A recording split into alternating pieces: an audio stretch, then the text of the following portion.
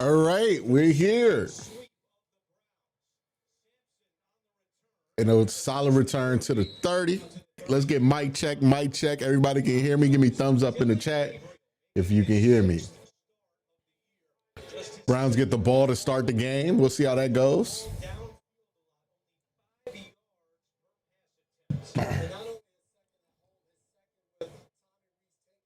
As the play caller, we could go against the Jets. We really good job of trying to get him outside the pocket, clearing up some. All right. To be able to throw the football. It's gonna be a run here. Nope. Pass to Corley. That might be Corley's shortest reception of the season or shortest play of the season. Usually when he gets the ball, it's like 10, 15 yards. We good here? All right, you got thumbs up. Cool. You guys already made a point about Dylan Gabriel, where he throws the football. We saw it right away. He's throwing it to the perimeter, but he's going to throw it to a tight end, going to throw it to the backs. He's not getting it downfield on the perimeter. That's why, as you mentioned, Andrew, Jerry Jeudy is such a big... Spread him out a little bit here. And a good throw to Jeudy. And that gets him to a third and short. For a gain of 7, and it will be 3rd down and 1 for Cleveland. See what they come out in here. Tommy Reese talked about on 4th and 1. He wanted to run the ball. He should have ran the ball. We'll see what he does here on the 3rd and 1. I tend to think the Browns haven't been really good in short yardage either way. I don't know how much it matters, run or pass. We've been pretty bad at both in short yardage situations. Players and not plays. Know who you got, right? 3rd down and 1. And no push there. And that's what I'm talking about, right? Like, not a lot of push there. That's not going to get it. That's going to be 4th and short. Maybe the Browns go for it here, but they just have not been able to get the push that you want in those short yardage situations all year. You got your big offensive line, and where they've had trouble has been on the tackles. But the interior is the best part of their line. Even Posick, number 55, Joel Bitonio, number 75, Wyatt Teller. We're going to go for it again. Go wedge it out and find a way to pick up a 1st down against Zach Moore's defense. My biggest issue. This is the exact kind of challenge you really don't want to get into with the Ravens, though. This is the kind of stuff that they're good at. And they're going to win that battle on the line of scrimmage again, but I think we powered through just a bit. There's a flag on the play as well. Behind the line of scrimmage. Our referee today is Lan Clark. If it gets Cleveland, it all goes moved and the punt unit comes out. Yep.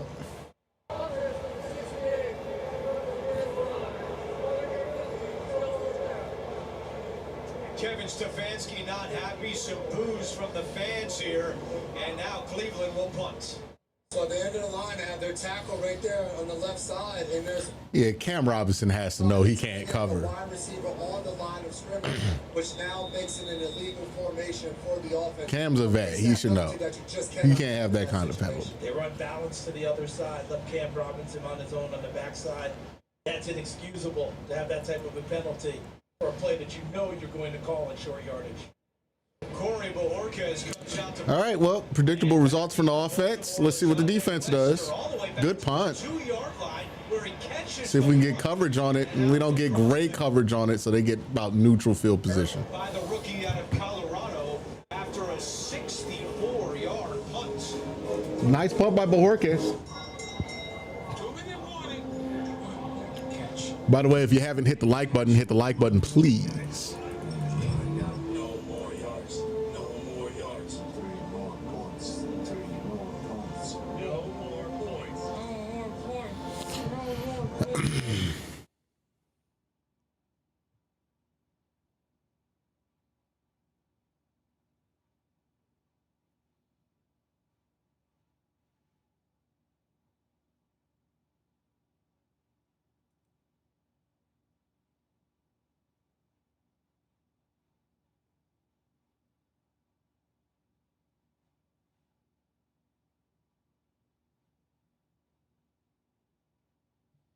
About half full. The stadium's about half full. I mean, you would expect that. The team is what? 2-win football team? Usually November time comes around, the Browns ain't win more than like 3 games. The stadium gets about half empty. Then what, December, if they haven't won many games, gets about 1/3 empty. I remember the year the Browns only won one game. I got lower bowl seats for $5.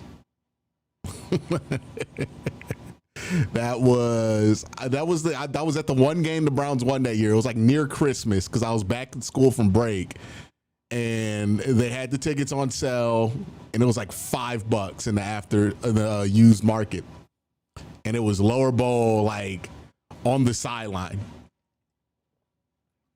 I ended up paying more in fees than I did for the tickets. So yeah, this is what happens when you don't win games. Fans ain't gonna show up. It's cold. There's not much to be excited about. Other shit to do.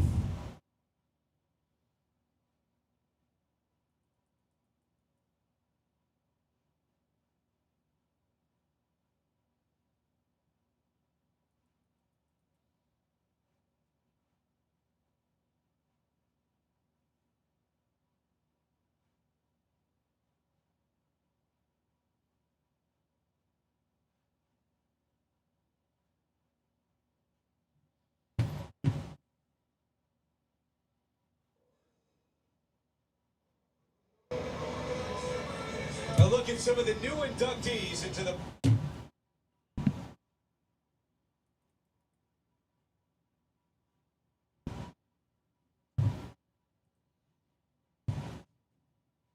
just one interception this year. And going back to the start of last year, he has thrown only 5. They'll start this drive from their own 20. All right, so the Browns defense comes out here. They're going to put him in motion.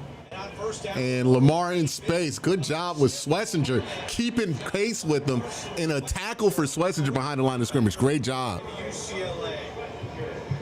Have I played Arc Raiders yet? Says Dragon. I see that game's like free on PlayStation all the time, but I haven't played it. I get very little time to play video games with my schedule, man. Like I might get like an hour or two a week.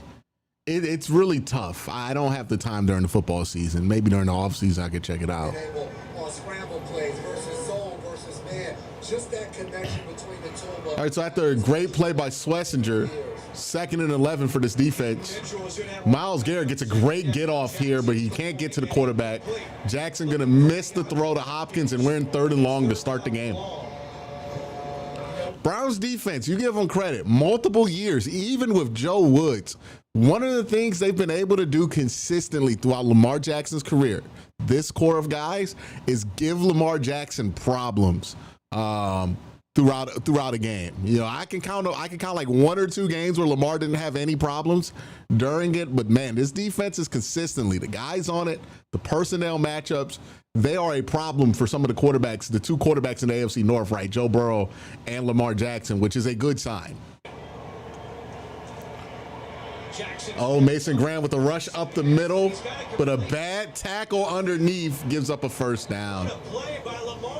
Oh, they got the good rush up the middle by Mason Graham, and Myles Garrett had a good rush there too.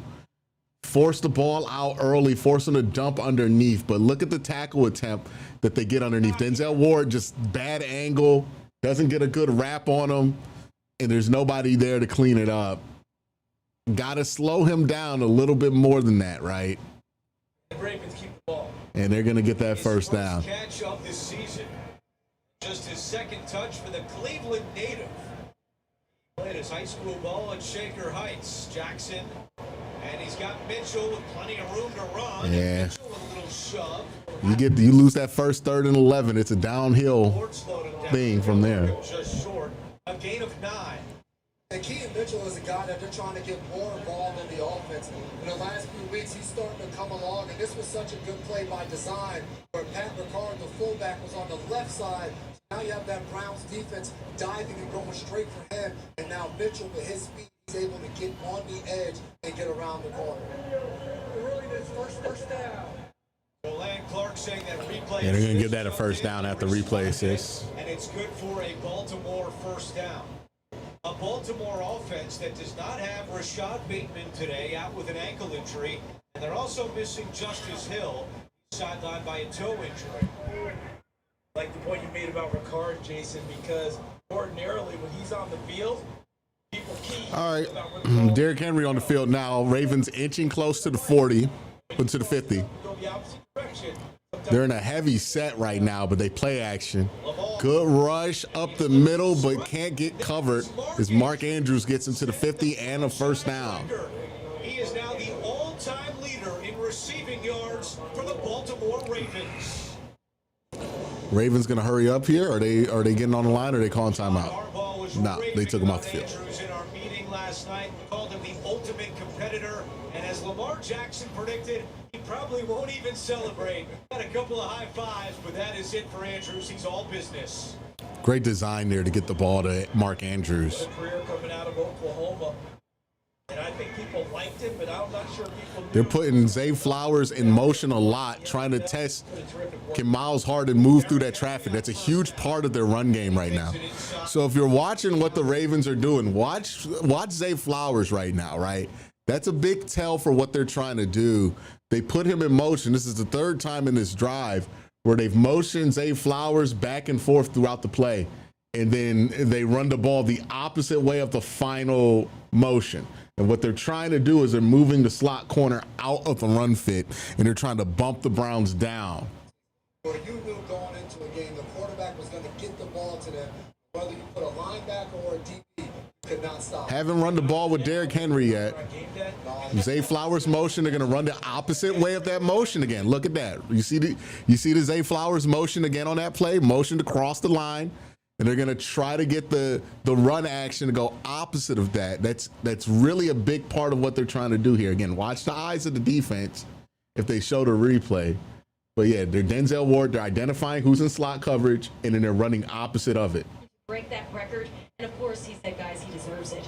AJ, you're right about that. He said that he's the guy who finds those windows that you can't find, even if he does it in an unorthodox way. We have a great connection. No motion here. A little bit of pressure, but not enough to stop Jackson. But he stops right there, gets it to Derrick Henry. And not a good tackle there as they get inside the 20. But not before Derrick Henry goes for a dozen. We always talk about progressions, don't we, Jason, for a quarterback? How many progressions here? Lamar did a great job staying poised there. Looks down. There's a no. Yes. No. He slips there. That almost cost him. That almost was a sack. But he was poised enough to find his check down. Everyone who was available for him, he checked all the way through him. Click, click, click. Dump off to Henry. Nice game. Keaton Mitchell comes in for Derrick Henry. And he takes the pitch from Jackson following the block of good string out. The tackling has not been great today. That did not look like a great attempt, but he got out of bounds, so fine. But the tackling has been a little lackluster on this drive here for the Browns defense. They get their eyes and their aggression going one way. So a week ago, and that's Tom Monken, their offensive coordinator, a week ago, the Jets were able to gash him with a screen pass. They're so aggressive under Jim Schwartz, their defensive coordinator. Yeah, so if you're wanting to know what the Ravens are doing, how they're keying in, watch number 4. He's a big part of that run game. How about the energy of this Ravens offense? Look, tight here. 2nd and 9. Are they going to motion them? Are they going to play something off that motion? No, they're going to empty the backfield out. Stays in the pocket, throwing and drop from Isaiah Likely. Now they're in 3rd and 9. Nearly brought it in, but now it's 3rd down and 9. And guys, this is an area of the field, the red zone, where the Ravens really struggled last week in Minnesota. They were just 2 for 5, settling for field goals in the first half. And it's been a difference for them offensively. They've been able to drive the ball down the field, but they haven't been able to capitalize. Got to get this one here. If you couldn't get the 3rd and 11, okay. Got to get this one here. Limit this drive to 3. Big thing that's going to come to mind. Mike Hall on the field with Isaiah McGuire. Looks like Myles Garrett, Malik Collins. They're going to flush him up the middle, and he's going to get a first down and almost a touchdown. And you just can't give up 2 3rd and longs in a drive and expect to keep a team like the Ravens out the end zone. You just can't do that. Now you're hoping for a penalty here on the goal line to lower their score percentage here. But just you can't give up 2 of those. Right in the middle and is able to take off. That's the one thing that has gotten after this Browns defense is scrambling quarterbacks once everything breaks down. DeAndre Hopkins in the game at the top of the screen. Tight set. They're going to run it to Henry. Trying to plow his way forward. The Browns do a good job stopping that. Baker is there for the Browns. Man, if you could force Baltimore to get a hold here or something like that on like 2nd and goal, that'd be huge because it's so much harder to score when it's like 2nd and long and goal for whatever reason. So far, a couple carries, 14 yards for him.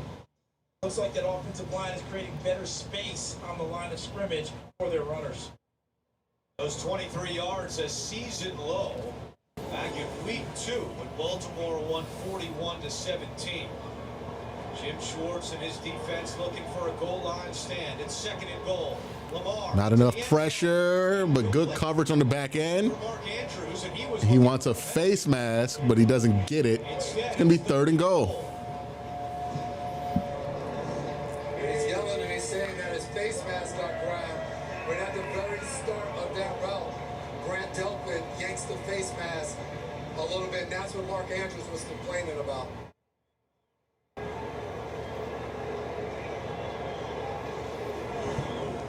Andrews frustrated back on the Baltimore sideline.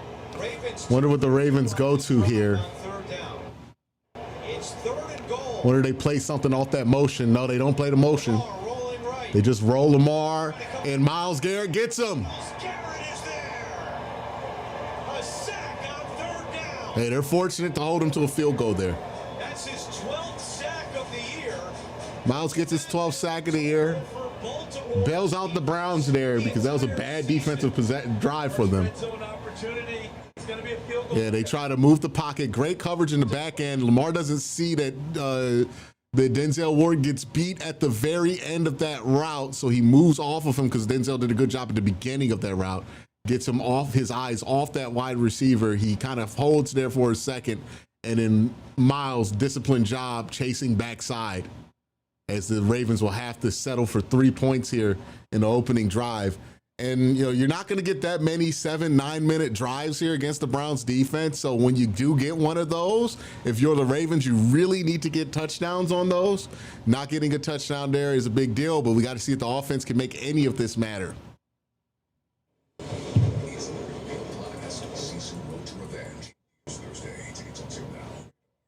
Your phone plan's as good as Visible. You've got to tell your people. Hey, I just switched to Visible unlimited data, $25 a month. You should join. You should join Visible. It's only $25 a month. Look, unlimited data and hotspot, all on Verizon, America's best 5G network, for just $25 a month. It's the Myles Garrett now, this is from Dan Murphy from Browns PR. He says, Myles Garrett is the first player in NFL history to record at least 12 sacks in 6 consecutive seasons. Wow. That's one of those stats where it's hard to believe nobody's ever had that level of longevity before. Shop deals on toys with these hooligans. They were regaled by Uncle Bob's gripping intestinal tales. Was there ever really a choice?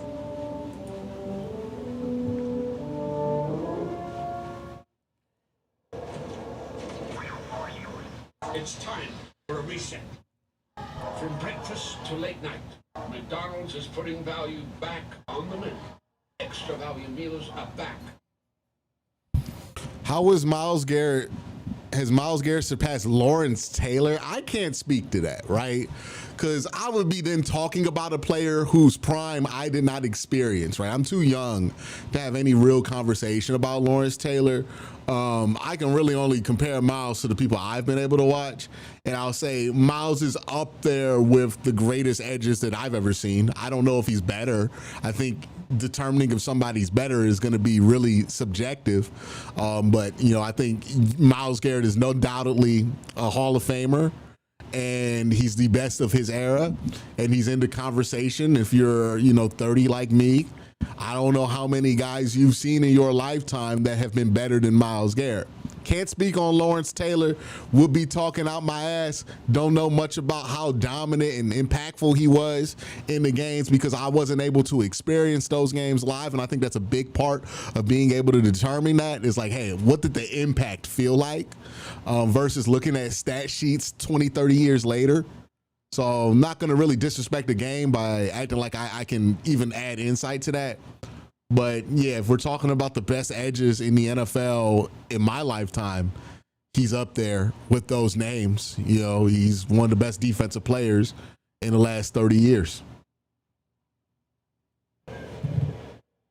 And Corley, the return man from his own 4-yard line. He's kind of like the Shaquille O'Neal of defensive players. Like, that's how I view Miles. He's the Shaq of defensive players. Okay. Andrew, in celebration of Veterans Day and salute to service, the Browns and their partners held a community event at Lincoln West School of Science where more than 60 junior I'm gonna tweet that out. ROTC That's students good. assembled care kits to be sent to deployed service members. They also added a special surprise for Cheryl Green, a veteran educator there, with a trip to the Super Bowl.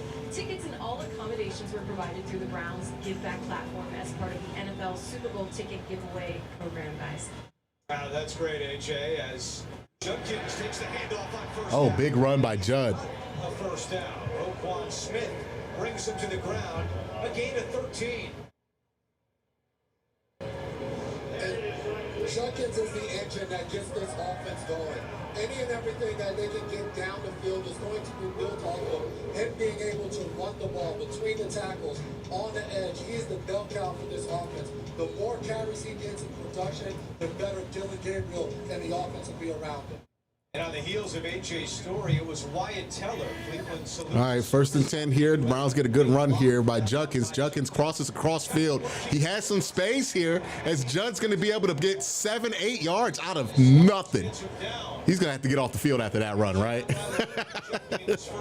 2 great runs by Judd to start the game off here, and he's working with nothing here. Backside gets completely blown up, gets across field. David does a good job not drawing the penalty there, and he just has the speed to start, stop there in the backfield and outrun 3 guys, 3 defensive backs. As strong as a start as you could get for Quincy in his first 3 carries. Browns in Baltimore territory. They bring Tillman in. Probably going to be another run here. And Judkins finds a hole. He has more space. Judkins to the 35. 35. A gain of 12. Just give the goddamn ball to 10. He's fired up, and so is Adam Shine back in our New York studios. Yes, I am, Andrew. Matthew Stafford continues to play like the MVP. Another touchdown to Devontae Adams. Adams 10th on the season. Judkins has just brought the Browns into field goal position by himself. Let's get Sampson some carries here. Rams breaking out those rivalry uniforms. Great matchup out there. Oh, to Malachi Corley. Motion. Gabriel on the Little dump off here and to. he throws it wide. It was Yeah. the target Dylan Sampson.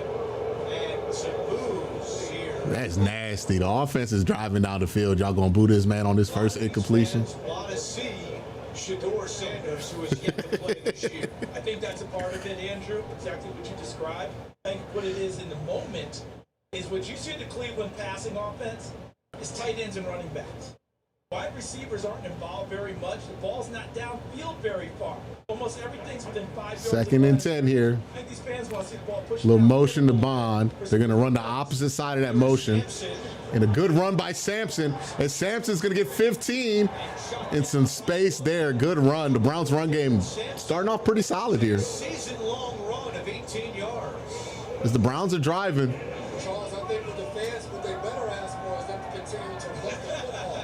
Because on this first drive, Judkins and now Sampson. Judkins and Sampson really carrying. I mean, all the positive yards have been out the run game here. I mean, got to stick with it. Judkins back on the field. Running back so far this afternoon, breaking tackles and making plays.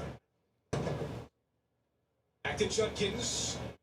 He finds a way to get about 3 there. We've seen Judkins and Sampson, 2 of the rookies on this team, AJ, and it's a pretty tightly knit group. It really is. And in speaking with Dylan Gabriel, he says they have different nights of the week where they get together. They have Electrolyte Tuesday. They have different things they do on Wednesdays, Thursdays. They are always over each other's houses, bonding. They can relate so much, and they really get along, guys. They said a lot of them live in the same neighborhood, walking over to each other's houses at night. So, And they all came from winning programs, title contending programs. They're not enjoying this 2-7 start. 2nd and 7 here. down at 7.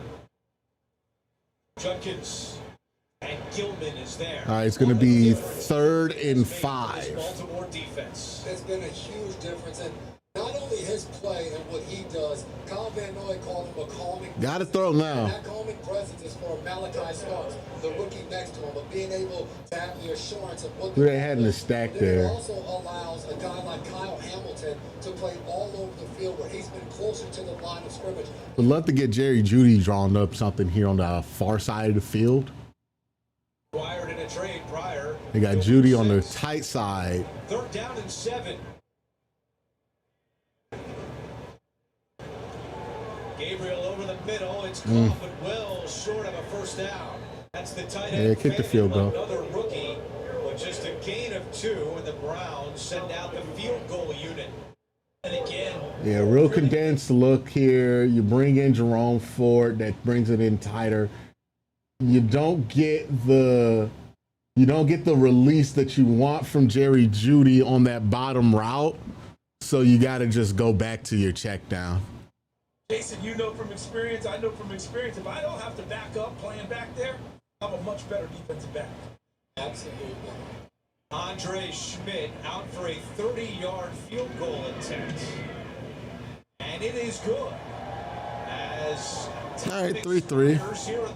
So first quarter's a wash. Feel like that's a waste out. Like for the Ravens, you don't feel like it's going to take much for them to get to the red zone, but the Browns defense is actually really good. So maybe both teams feel like they missed an opportunity here, right? Ravens get a really nice long drive to start the game, and they don't end it in the red zone. They end it at the goal line. The Browns get incredible running from Quincy Judkins and Dylan Sampson to get them down into range, but they don't get 7 out of it. They only get 3. Both teams got to feel like, or at least both offenses got to feel like they're compromising right there to start the game, not really maximizing their opportunity. So it's really a wash here to start the first quarter.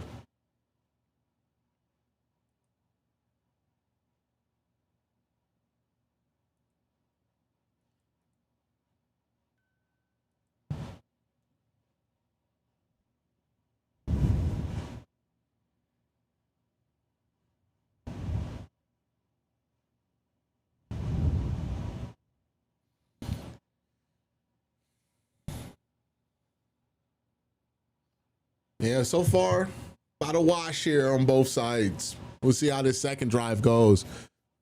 First drives, well, the Browns' first drive was absolutely not good, but we'll see how this second drive goes for the Ravens. All right, we'll see how the defense shows up here.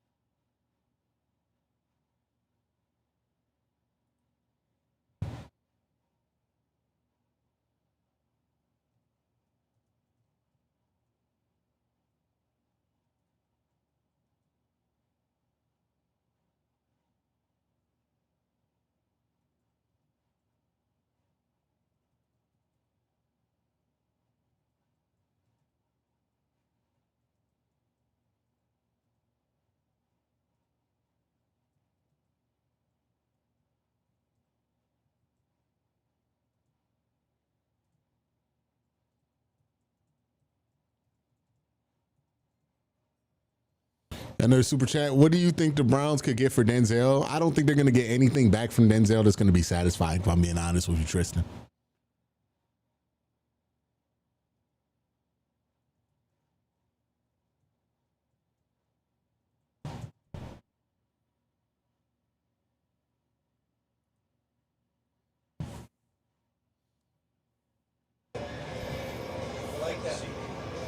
Charles Davis, Jason McCourty, AJ Ross, our entire crew. I'm Andrew Catalan here. All right, special teams. Return for the Ravens. Come on now. And then down across the 35-yard line. The tackling, if I have to point out anything from that first drive for the Browns defense, the tackling was really not great. Couple missed opportunities, both on missed tackles, giving up that 3rd and 11 because of a missed tackle. Some opportunities getting behind the sticks that you missed out on. The tackling was like the most shaky part of that drive. We'll see what happens here. Maybe that gets shored up. He's not worried about But that was my concern.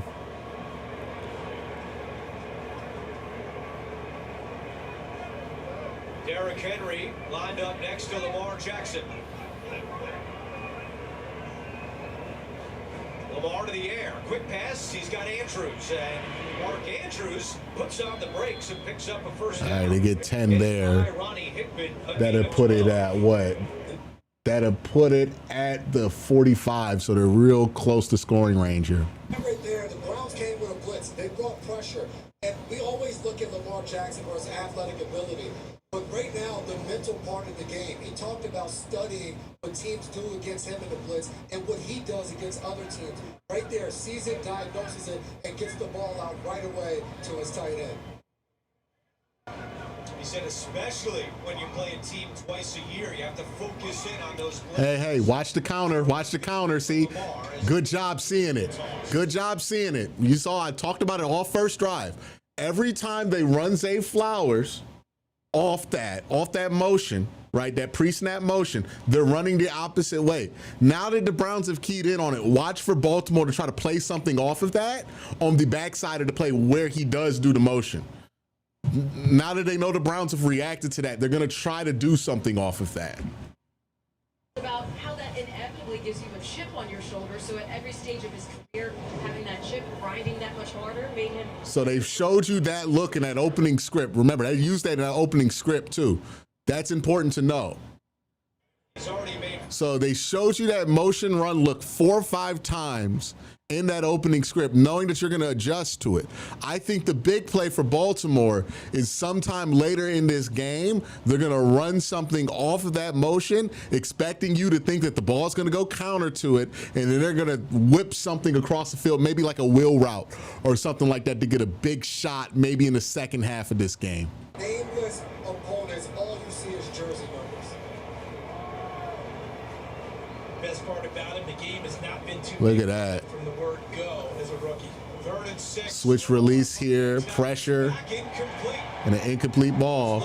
Miles Harden does a great job holding up on the middle, and they're going to go have to punt.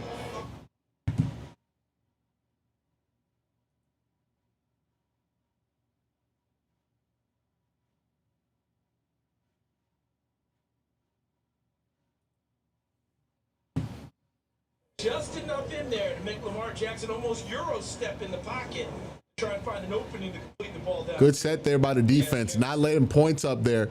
Now we're going to play the field position game here, right? The Ravens are punting this thing about the 40. They're going to try to pin the Browns back at the 10. First team to get it into the end zone probably loses the battle, and the Ravens punt it to neutral field position. And they also lose a little bit in that field position battle too. So that's a bad possession for the Ravens. There's really no good takeaway from there, right? You don't even get the good field position to try to like lock the Browns in close to the red end line. Yeah, you did not execute if you're the Ravens here. You can't feel good about that drive at all.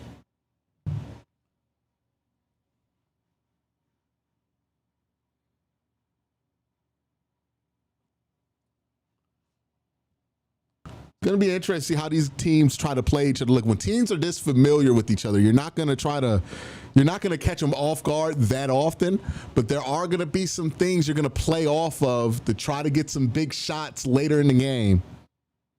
I think the Ravens have kind of told you what they're going to try to do.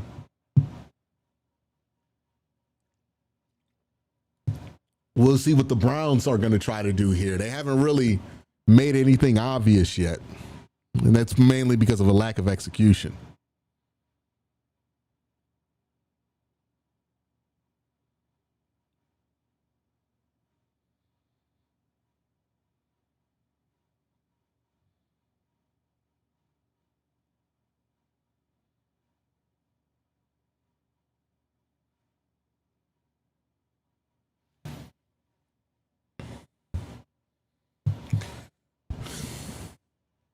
Right now, if you're the Browns, this is the kind of pace you want this game to be at. Real slow pace here, right?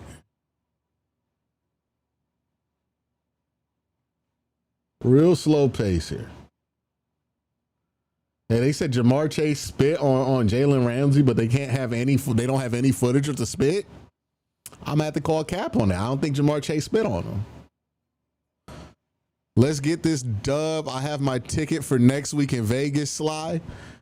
Shout out to Sly getting that game in Vegas. I feel like you go to the Vegas game every year whenever the Browns play it. Big shout out to you, brother.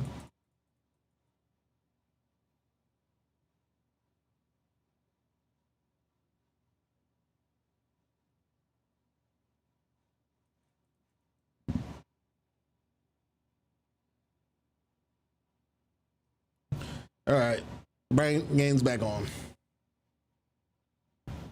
By the way, make sure you hit that like button. To another big time matchup from the Big Ten. Ooh, USC at Oregon. That's a Big Ten matchup now. On CBS. That is the most, imagine saying that sentence to somebody 3 years ago. Hey, USC and Oregon are going to play each other. It's going to be a Big Ten game and a great catch by Cedric Tillman. Good throw by Dylan Gabriel there as well. Any word on JOK? I want him and Sweats to be on the field together now. I'm not hearing anything about JOK either way. Yeah, good job. Good throw, good catch. To push these defensive backs off of this coverage. Very nice. There's Kevin Stefanski who's giving up play calling to Tommy Reese. Kevin Stefanski took play calling for the first time in Minnesota. Gary Kubiak was there as kind of his guy. He is now the guy for Tommy Reese, who's called plays for Nick Saban and Brian Kelly. He's not going to be phased calling plays in the NFL. Judkins on first down. Yeah, Joe just gets fucking blown up there. We're going to get behind the sticks here on second down. Got to find a way to, I would like a screen, like a slip screen or something. Like, let's try to get a tendency breaker here. Draymond Jones coming into the ball game for the Baltimore Ravens, number 45. Yeah, they're crashing really hard downhill, so maybe you can get them with the screen. Excuse me, that's Green, number 45. But Jones, who they've added, he'll be wearing 41. He also gives them some interior pass. I don't think they're running it. As well. Something the Ravens have been looking for since injured about a weekend. Second and 11. And then Jack Conklin immediately gets beat inside here. Second of the season. I mean, immediately gets beat inside here. Look at this. They're going to show the replay of this. Conklin, first snap here. Look at this. Vinoy right on him. First step, he's beat. Boom. Immediately inside. You can't have that. Your television sets in front of Dylan Gabriel. I mean, there's no chance for that play to be successful. And now Cam Robinson's hurt because you got ran into him, as they'll take an injury timeout, and we're probably going to see Cornelius Lucas out there. One step forward, two steps back for the Browns offense. If it's not the quarterback, it's the offensive line. When it's not the offensive line or the quarterback, it's like pre-snap penalties. When it's not all of those things, maybe the wide receivers dropping the ball. We're playing whack-a-mole with our problems here this year. Every year, everything, every play, there's a new problem that pops up.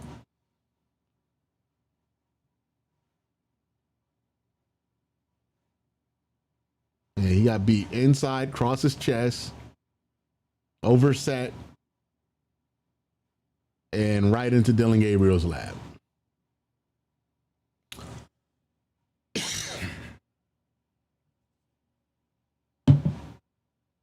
We got 1,000 people in here. Make sure y'all hit that like button.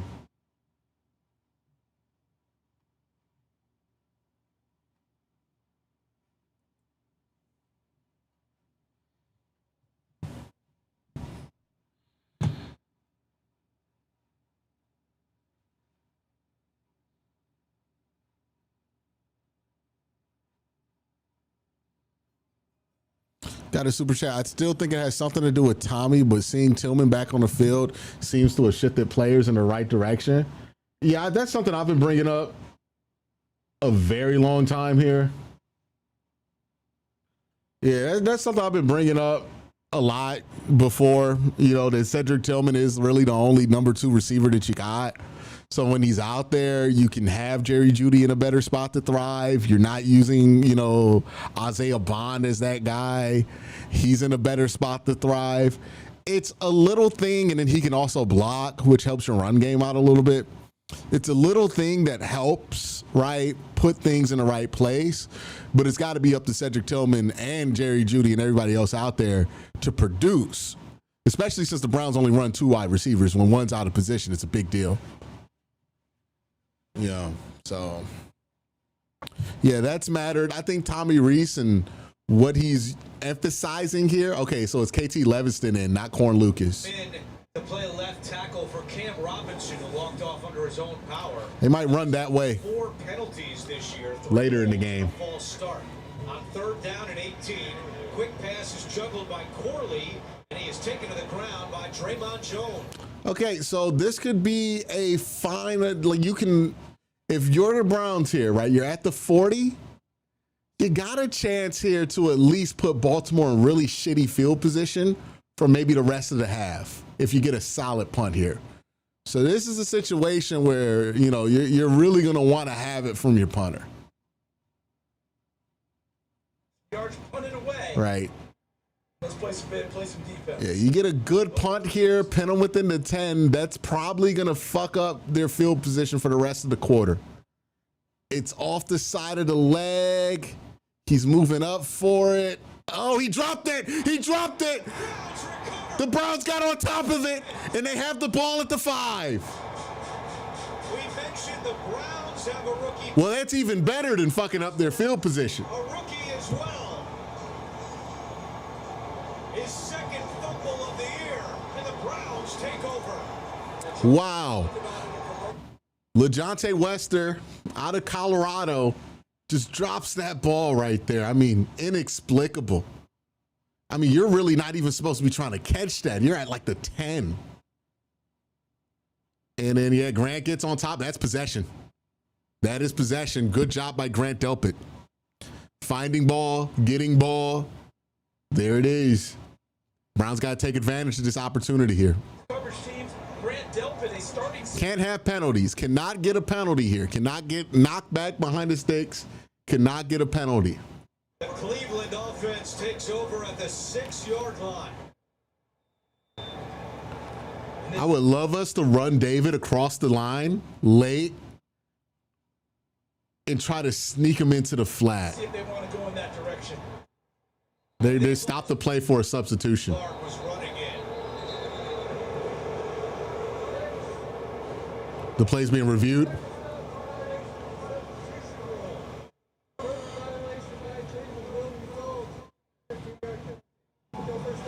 Browns had Brendan Bates run on the field and then quickly run off the field.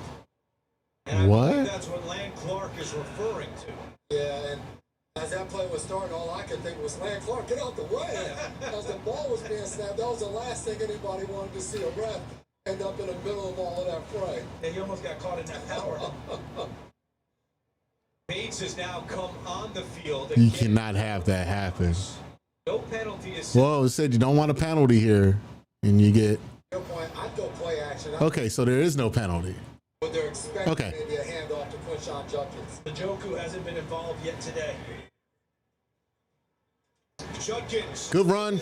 Inside the 5. He's still up. Pushes his way to the 3. All right. John Jenkins. Really would love them to run David here out that same format. Who's that back there? Is that Fainin? David or Fainin here? Run them across the line like they're going to wrap block, play action, and then just slide them into the flat here. I think you could score on that with about 3 yards to go here. They put Tevin in the game. So they're running this shit. And they don't even got Fainin out there. They're running this.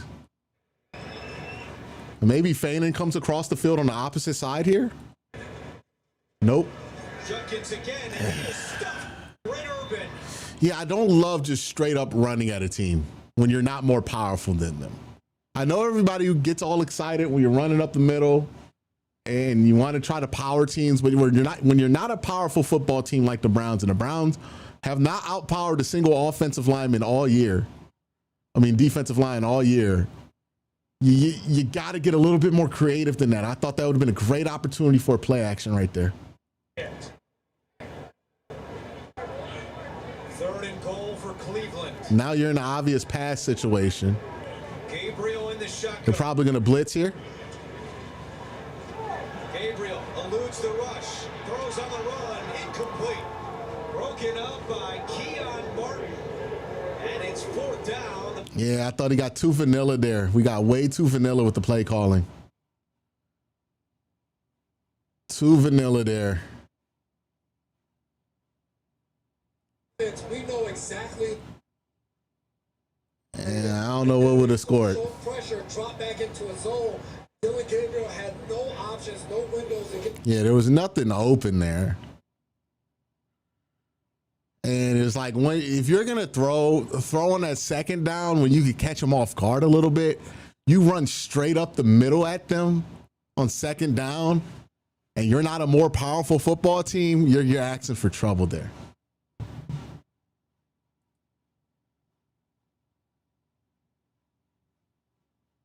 That wasn't a bad throw to Jerry Jeudy. That was a good throw. He made a pass breakup on it, you know? We can't put that whole fucking thing on the quarterback there. Are you kidding me? We would not do that to any other quarterback on this roster. It's only him because y'all don't like him because he's short. Like, that's the only reason you're trying to put that shit on the quarterback right now.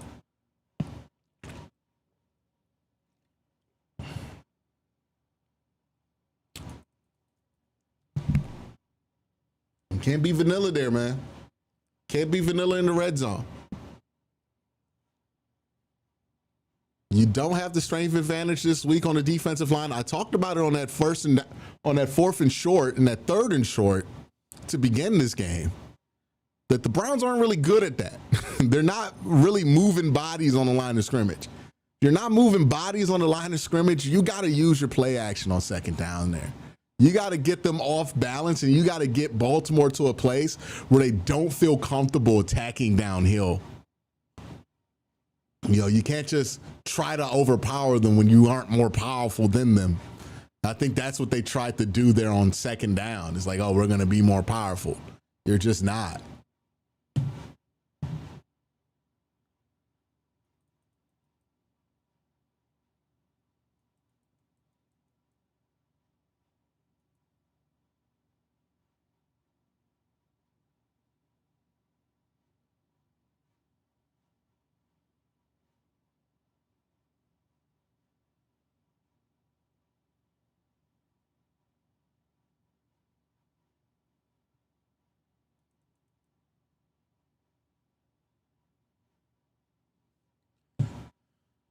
Sponsored by Papa John's. Better ingredients. It feels like it's going to be one of those games, right? One of those ugly games.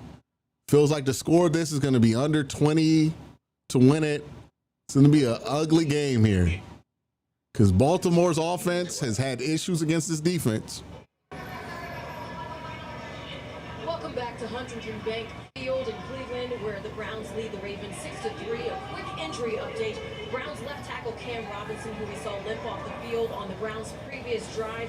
He threw his helmet to the sideline before going into the... These backup tackles are so bad. Old buddy KT getting blown off the line immediately. Yeah. On that last drive, which was... And again, if you're Tommy Reese, though, you got to be aware that you have a backup tackle in there, and then you're calling power. Like, you're giving that backup tackle and whoever that D tackle is on him a one-on-one.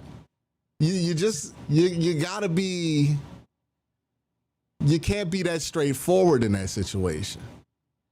I know he gets killed if you call a play action there and it doesn't work out. And people are like, why didn't we run the ball? But you can't be that scared of what the fucking internet's going to say about you. You know?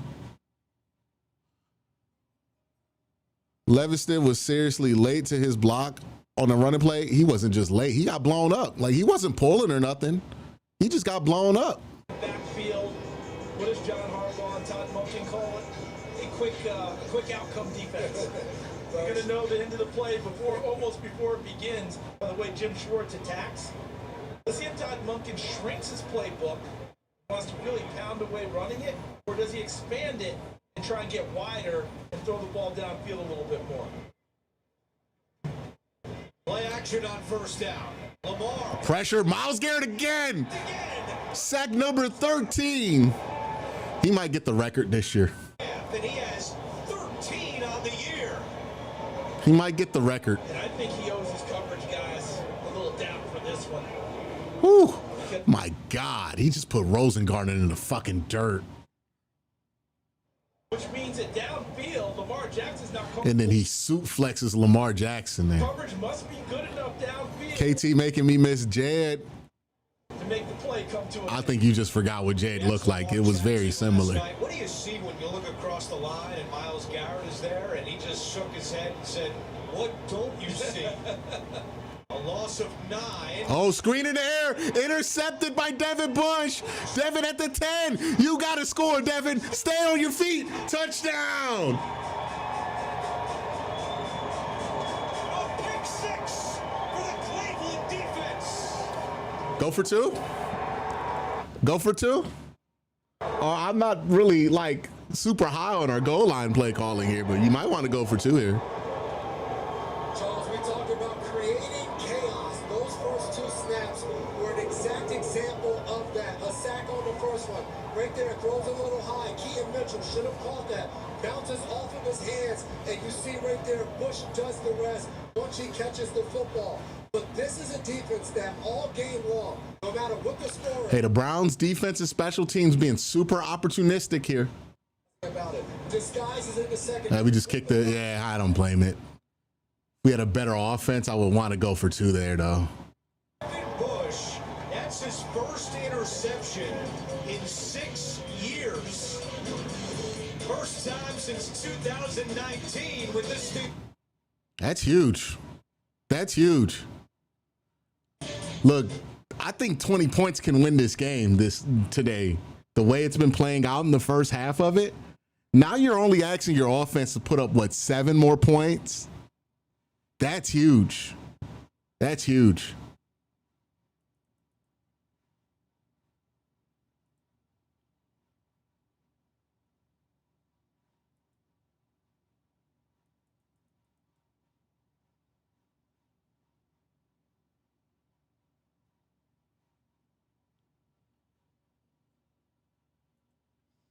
Got to get the stop on the ensuing possession so you don't just trade those points for time, though.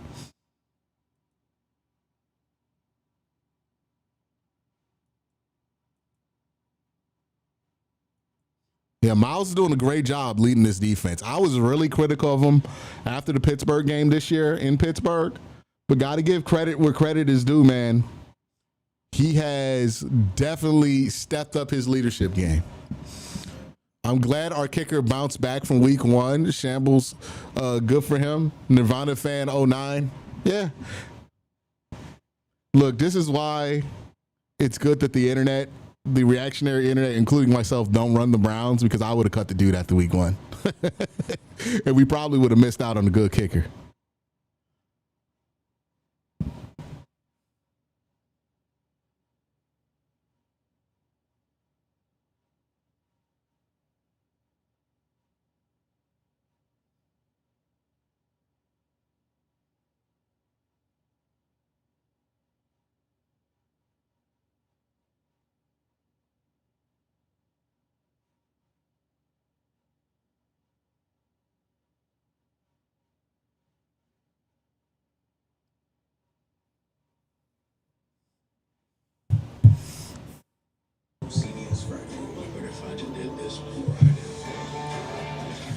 All right, Browns up by 10.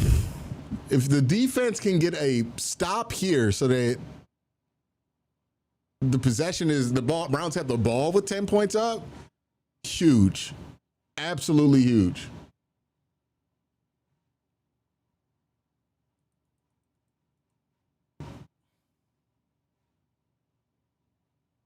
And 1 off of Phillip Rivers. 10 points in the last 61 seconds, and the Ravens are in a hole. And that wasn't a poorly thrown football, but running backs like the ball in a different spot when you're throwing those types of passes. Western not back deep again for the kickoff after the muff punt. It is Mitchell, and Mitchell chased out of bounds by Grant Delpit after a 32-yard return. So let's go back to the touchdown. Jason, as mentioned, running backs like the ball a little bit differently. How do they like it in this type of a throw? Typically, they want that ball on their body to be able to catch it and get up the field as fast as possible. So it's not a poorly thrown football, but that's more eye level, catch it with your hands right in front of your face. That's usually not a target area that running backs are most comfortable with. And that time Keith Mitchell was not. All right, got to get him off the field here. 10-point game with 7:37 to go in the first half. Baltimore has won 3 in a row. They run likely across and they run towards it. Oh God, Derrick Henry just ran over Jenkins. 9-yard run. Ronnie Hickman on the tackle. It's not just the run, but I do think that Todd Monken's going to want to establish number 22 a lot more right now. One, it helps calm things down after the flurry by the Browns. Two, it's time for Derrick Henry to start affecting the game himself with his pounding of the football into the line. There he goes again, Charles, and Henry already with more rushing yards in the first half than he did all of week 2 against the Browns. And that's the key for the run game and Derrick Henry. The play has to get going. All right, stop him here. If you hold him to a field goal here, you'll take it.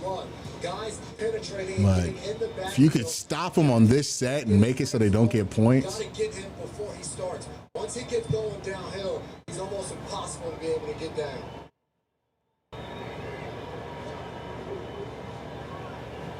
Lamar throwing on the run. Oh, wide open.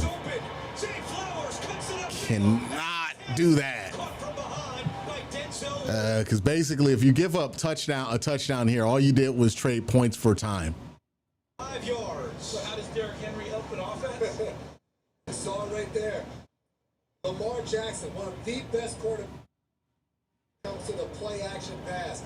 He's able to find Zay Flowers on the corner, and he does the rest once he gets the ball in his hands. Ravens going quickly now. 1st and goal. Henry in the backfield and taken down. Of course, it's Miles. Myles Garrett, who came into the day leading the NFL in tackles. Losing yards in the goal line is not really ever good. They talk all the time about his quick get off of the line of scrimmage. It's not just the pass plays. If you don't block him on a run play, you get what you get. I mean, it's real simple. If you don't put a body on 95, that ball better be far, far from him. Otherwise, the ball carrier's going down. His 3rd tackle for a loss today. He has 20 on the season. His career high is 22. He said that last year. 2nd and goal on the ground. And the Ravens will have 3rd and goal coming. They've already been held to a field goal in the red zone once today. That was Keaton Mitchell on the carry for Baltimore. As we have So if you're Baltimore, you probably are thinking about this as 4-down territory.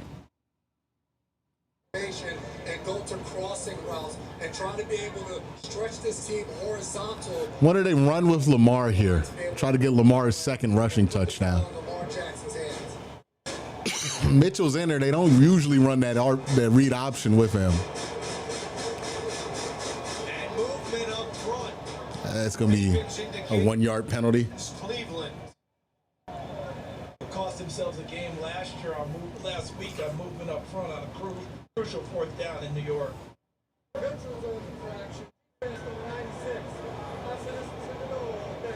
Yeah, it cost you a yard. It was Cameron Thomas. Today it's Malik Collins. Yeah, I literally don't care. All right, come on. Mitchell was in at running back after the penalty. If they were going to get 3, they were going to get 4. You know what I mean? The alert for Lamar Jackson running this ball as well. Derrick's in. More like a blocker than a runner here. Henry up the And they stopped him, but the 2nd effort gets in. Yeah, so the Browns just basically traded points for time here. Henry and a quick answer by the Ravens. The beauty is if you're Derrick Henry, So that pick 6 basically cost Baltimore about like 3 minutes of game time. I think they'll take that trade. Lamar Jackson on the field, because as a defense, when he's standing to the right of them, they're in a shotgun. Because it's basically now it's the same point diff. Lamar Jackson, the pull, It's just later in the game. can't rush and get straight to the That's why getting that stop after you get a defensive touchdown is one of the most underrated things in football. You mentioned it, Jason. With Lamar Jackson, Henry averages 5.4 yards per carry. This year without Lamar, 3.8. Big difference, says Tyler Loop. Knocks in the extra point. Zay Flowers, big play on that drive. 45 yards. It was Lamar to Zay, and then Derrick Henry takes it in for the touchdown. And we've got a 3-point.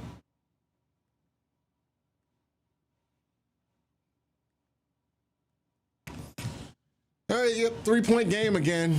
Browns defense gives up the touchdown after getting the pick six. So, you know, what goes from being super meaningful, Browns up by 10. Basically, you traded those points there. You traded that for what? How long was that drive?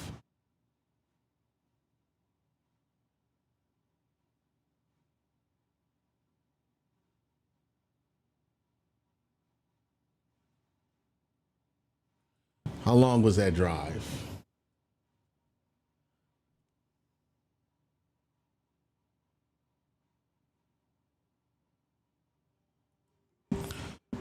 All right, somebody's getting subs. Appreciate that. Yeah, so you basically, Baltimore paid for that pick six with about 3 minutes and 26 seconds of game time.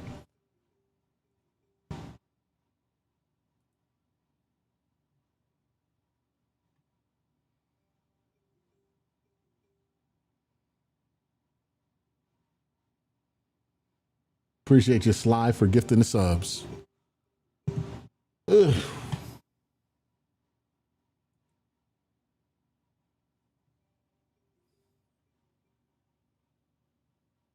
Browns also got to be careful here. 4 minutes, 17 seconds left in the second quarter.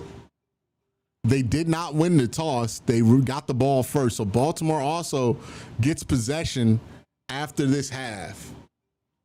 So if you're the Browns, you want to get points here on this drive because you gotta get something in the middle eight here when you lose the toss.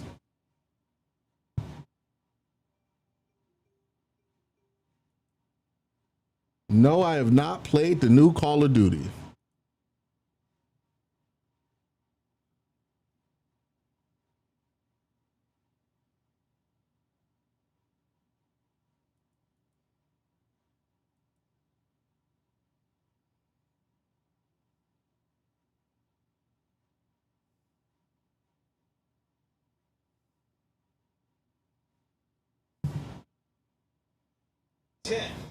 Here in the second quarter.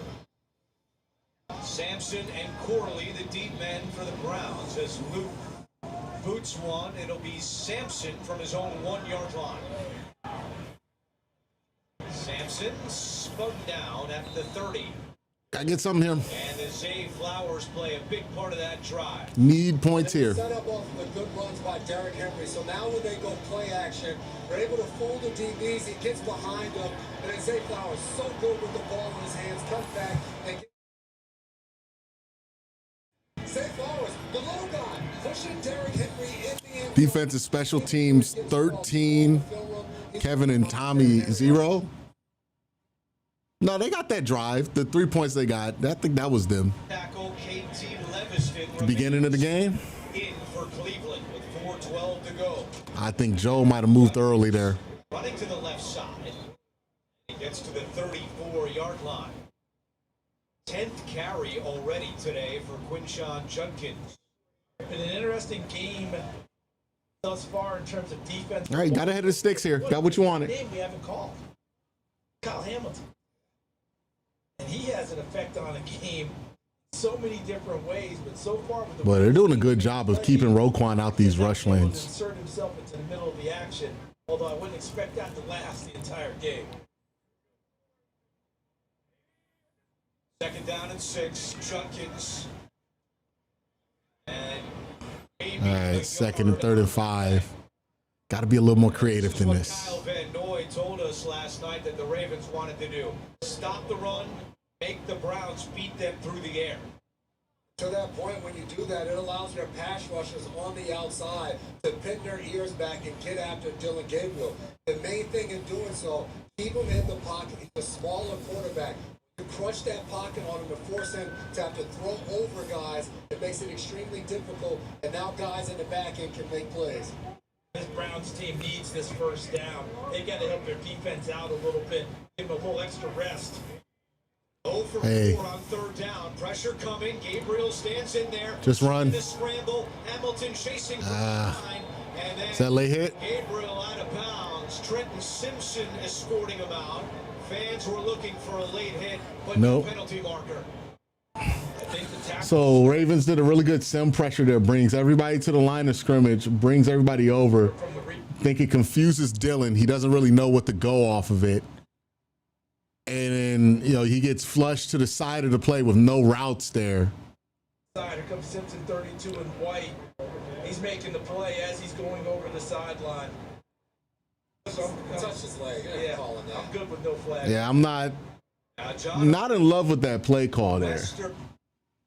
Putting no routes on one side of the field, it doesn't feel like a great idea, especially if you're not moving the pocket from the start of the snap. Because that's what happens there. He gets flushed to the side of the route tree or to the side of the play with no routes on it. So there's no escape lane or anything, nothing to kind of hold these guys from his scramble lanes. It's not a good play, not a good play to have in there. Not when you're expecting pressure.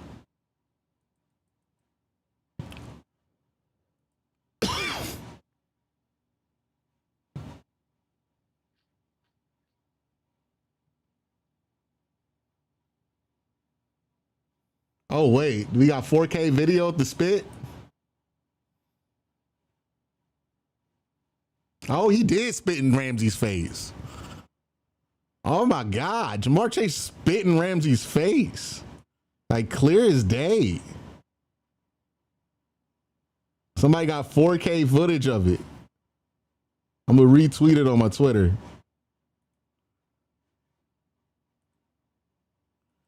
Yeah, he's getting suspended. I mean, that was clear.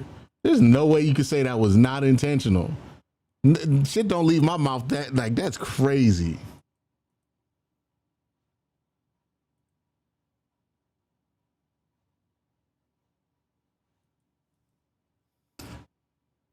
Hey, Ramsey should have hauled off on him. I ain't gonna lie. That's crazy. A whole loogie?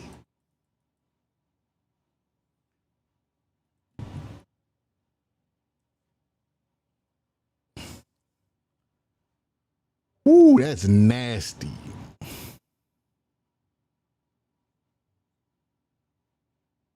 That's just gross.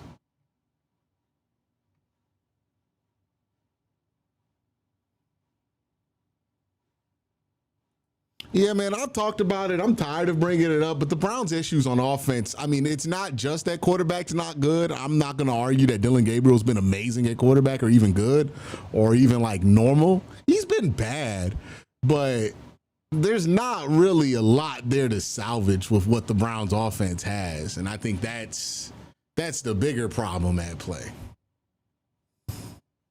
We're putting bad players in bad positions to succeed, and we're expecting anything different. Killer Shot said all wide receivers on the right with the lefty. Yeah, I mean, I don't like the call. Thank you for the super chat, Phil. I mean, he's got to be able to throw to both sides of the field, though. Like, but still don't love the call. Oh, did he? I think we're going to get a first down here.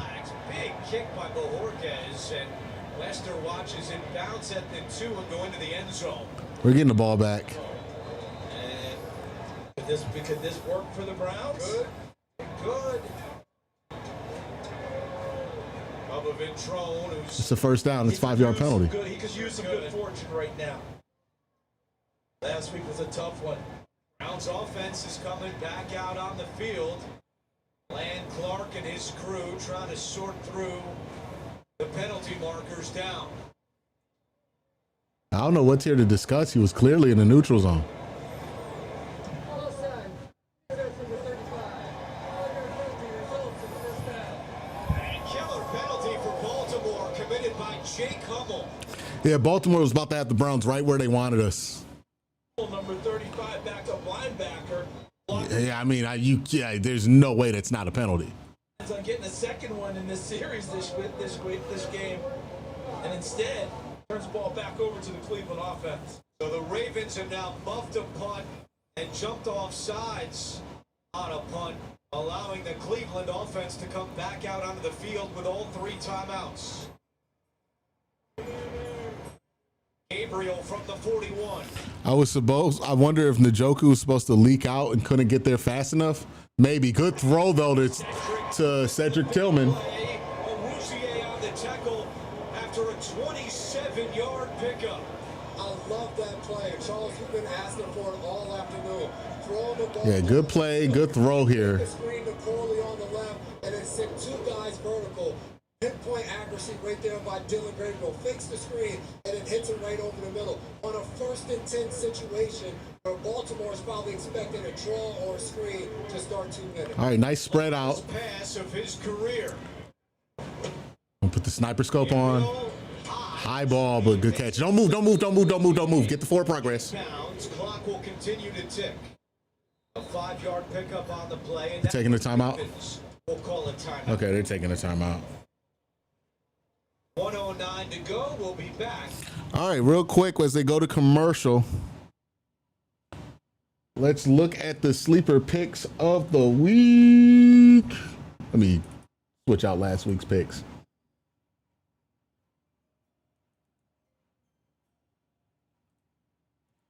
All right, Ravens watched our special teams last week and said, let's see if they could do that and if we could do that and still win. Appreciate the super chat slide.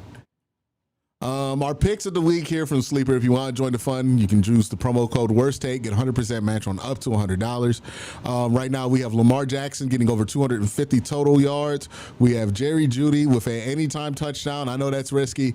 Jerry Jeudy over 3.5 receptions. Dylan Gabriel over 7.5 rushing yards. And Quincy Judkins with over 1.5 receptions. Lamar Jackson. We want to end this half with the ball in our possession. We're back here, 2nd and 5. 2nd down and 5. It's going to be a run with Gabriel, and that's going to get nothing. They whistled the play dead. Whistle was already blown when the ball came out. It's going to be 3rd and 5. As Gilman and Hamilton make the tackle, and the Ravens call another timeout. There's Kyle Hamilton getting involved. Gilman, the new addition still. Look at Hamilton breaking it out, trying to create a takeaway. But I am totally with you on the strategy part. The one thing I will say, though. Yeah, we go run pass too much. The ball back, and we use our time. That's can our defense work. Because Cleveland hasn't had the season or been good enough on offense to be more than how do we score points? How do we get the ball to the end zone? Dylan Gabriel, and you made a great point about the win, Jason. What's happening? The beauty for Dylan Gabriel is the way he throws the football, he's much more of a flat thrower than he is an arc thrower. And in this wind, you want that flat throw to try and cut through it. So let's see if that works for him here. If I'm Tommy Reese, Kevin Stefanski, all I'm worried about is can I score points with this team?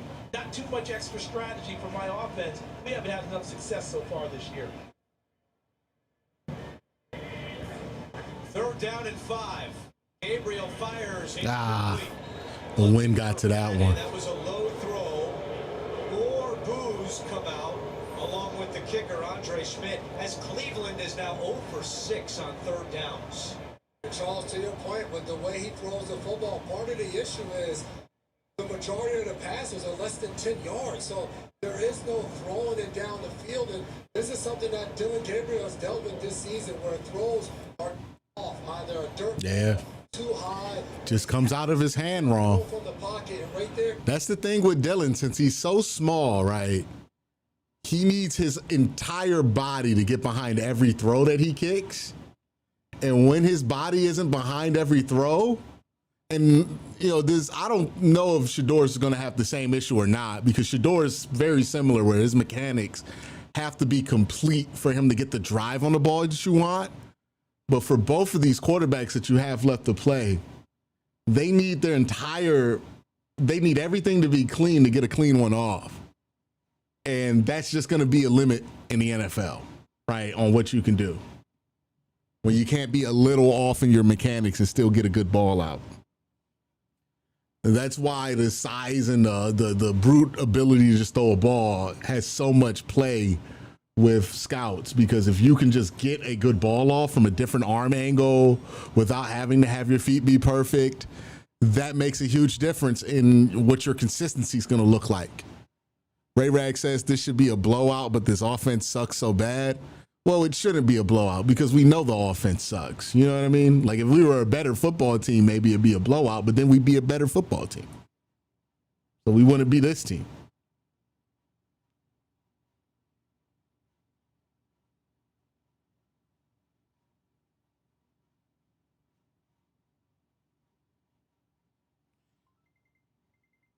Yeah, it seems like the wind's pretty dramatic here. Let me look up how fast the wind's going by the stadium.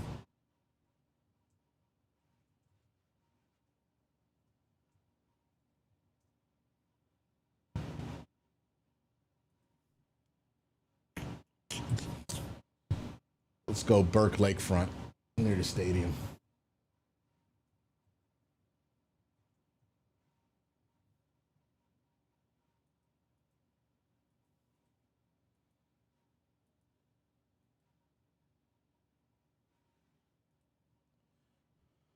All right, so Lakefront here, we're getting about 26 mile per hour winds right now in Cleveland. So that's definitely playing a factor in the pass game right now. Yeah, 26 with gust over 40 miles per hour today. So that's going to affect both quarterbacks. Well, I mean, yeah, Lamar's playing with the same wind. Lamar's been inaccurate in this game too, though. Are we ignoring that? And Lamar is fucking Lamar Jackson. Why do we expect Dylan Gabriel to be Lamar Jackson? Just saying, it's going to be a factor. You can put Shador in there. Maybe Shador does better with that. But it's not like Shador's strength was his arm talent either. Reese and Dylan Gabriel having a little chat. But this is why, you know, people were critical of the decision to draft two quarterbacks who don't have necessarily that strong of an arm in the draft. Because this is a factor that you're going to have to play in, right? 3 seconds and 1 timeout for Lamar Jackson. I would expect him to work the ball down the seams and trying to get it vertical in that kind of midsection area on the outside for them on the offensive side of the ball. All I'm saying is 40 mile per hour winds are going to be a factor for a quarterback who doesn't have a strong arm. That's all I'm saying. Well, and he hasn't. Like, Lamar's 5 for 10 right now, too. It's clearly affected Lamar at times as well. But he's Lamar, so it doesn't matter. Jackson gets it out quickly along the sideline. Shuffled by Flowers. Are they going to? Like, he was off target with that throw. The wind is affecting stuff for both plays. On it and discussing whether. That's all I'm saying, y'all. Stop making it more than it is.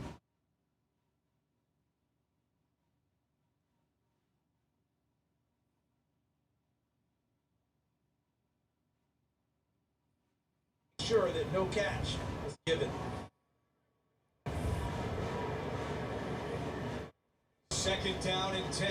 Lamar is 5 for 11 for 94 yards and the interception. Here comes Miles again, and here comes Miles 3, sack number 3. I think what's happening here with Lamar is he doesn't want to go downfield right now.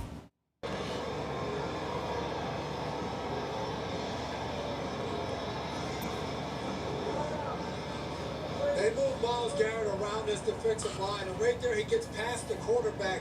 But sack number 3 for Myles Garrett. Like Lamar Jackson, he just goes right around Ronnie Stanley. Yeah, the wind's affecting everybody. Well, at least the quarterbacks here. Past him, Graham forced him back to Garrett. 3rd and 12. We'll see what happens. So Myles Garrett had 5 sacks against the Patriots a couple of weeks ago. That good coverage by the back end there too. Today, and now 10 sacks in the last 4 games. And what makes it so difficult? By the way, I've never seen Browns fans so salty to have a 6-point lead over the Ravens in a season where they're 2-7 and the Ravens are favored to win the division. Never seen that before. Don't know where that came from. Like, we're mad that we're up 6 right now. We have no business being up 6 against the Ravens. We all thought this was going to be an ass whooping. What are we upset about? Like, well, are we just fucking entitled that we get mad because we're only up by 6 against a team that we thought we had no chance of beating? Like, give me a fucking break. So Baltimore has 1 timeout remaining, but staring at 3rd down and 12. Jackson over the middle, likely has it, and likely is like, save me the fucking Kevin pity. Stefanski will call timeout, stopping the clock with 35 seconds to go. Like, that's ridiculous. We're up by 6 against the Ravens right now, and we're bitching about it. Like, we should be better than this. The offense has looked like this all fucking year. It's not just happening now. It's not just happening with one quarterback. It's literally happened for 2 years. It's been like this. We're up by 6 against the team that's favored to win the division right now. The team that everybody, including myself, thought that we had no chance to beat. And we're bitching about a 6-point lead right now. Like, we're not 2-7 right now. Like, we're not 2-7 for the same reasons on offense that we're bitching about now. It's ridiculous. And on 4th and 2, Jordan Stout is out to punt for Baltimore. You tell your punt returner back there, Malachi Corley, you better be sure-handed or get away from, Gage Lavard. If you don't have it, make sure that you just get away from it. Not turn it over deep to Baltimore. Oh, can't field it. That ball found him. Yeah. Ball found him on that play. Okay, at least he caught it. Cleveland takes over. It's been a first half full of... Yeah, just run this. Just run this. Get to the second half. Win in a game like this, you need some things to go your way, especially special teams and the way they played a week ago.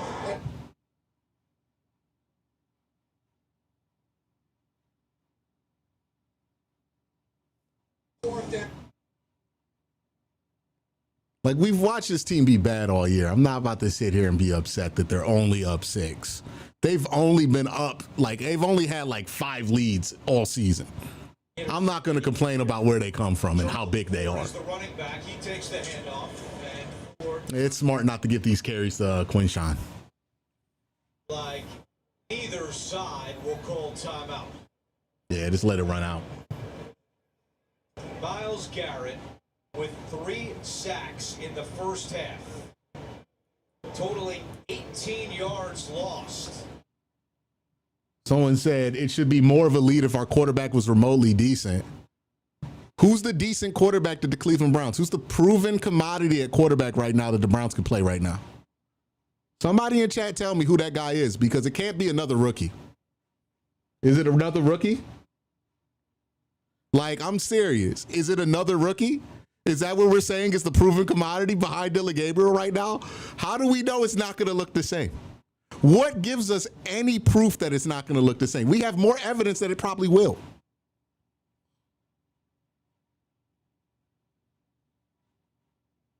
Like, that's really what we're doing.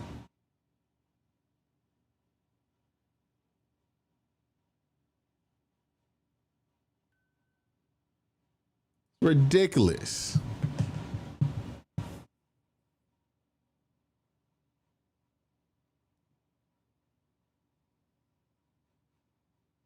Yeah, it's like 40-mile-per-hour winds. I'm getting texts from people downtown telling me it's hella windy downtown. I feel like we're doing the thing, right? Like, everybody's ready to get rid of Dylan, so anything he does is going to be wrong. Like, Cali Browns fans with the $2 super chat says, let's ruin the Ravens season today. I hope so. Hey, look, what's Kevin's record when he has a lead in the first half, like 35-5 or some shit like that? So that's good. That's a good sign.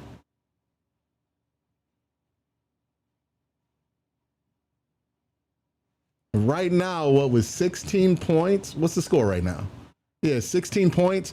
It feels like 23 could win the game here. So if you could get a touchdown in the second half, it feels like that could be enough.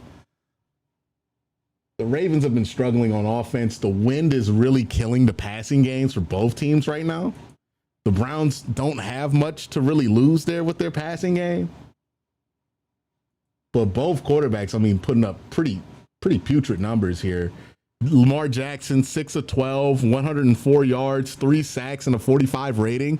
Dillon Gabriel, 7 of 10 for 68 yards, 6.8 yards per attempt average, and 88 rating. This is the quarterback play where, like, it's so terrible. Like, this is not, we're not connected to reality. The guy is averaging 6.8 yards per attempt in a windstorm. He has 1 sack and an 88 rating, and he's 7 for 10. Why are we acting like this is like he's thrown 4 interceptions? We're divorced from the reality right now, man. Like, we are divorced from the reality right now. This is insane. Is it good offense? Hell no, it's not good offense. But that's also because the offensive line stinks. That's also because the wide receivers aren't good. That's also because we're not winning in short yardage situations. And it's also because Dillon Gabriel's not that great. It's not just one thing going on with the offense, though.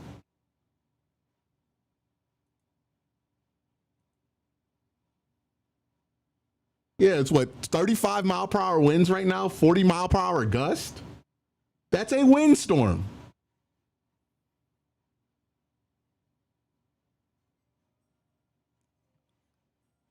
Like, I feel like we're doing too much. Like, we're up 6 against Baltimore, and people are upset. What are we doing, man? We lost the game last time, 45 to fucking 17. And we're sitting here like, we should be up by 20. We suck. We should never be up by 20. What are we talking about? We have won 2 football games all season. How are we entitled? The Jets beat us with 14 yards of passing offense last week, and we're like, we should be up by 40 against the Ravens. Are you serious? Alex Church, Jets beat us with terrible offense and QB play, and we're mad that we're up 6 against the Ravens right now? I'm good. like I'm good.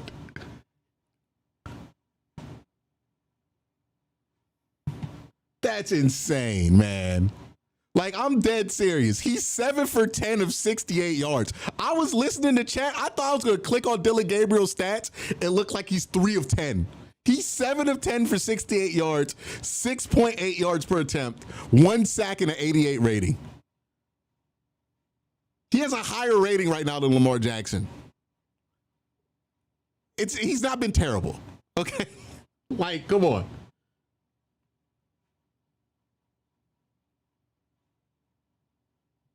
It's okay to say that you just want to see Shador play. That's all. But we're doing a lot, man. Jeez.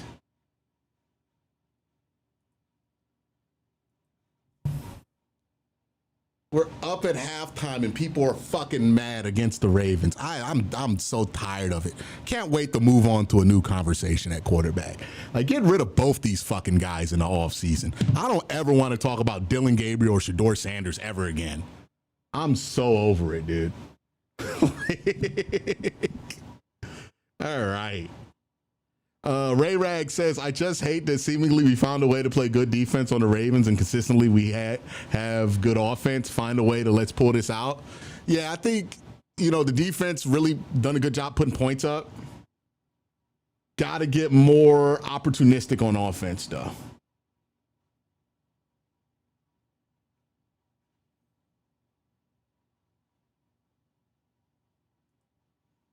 Got to be more opportunistic on offense.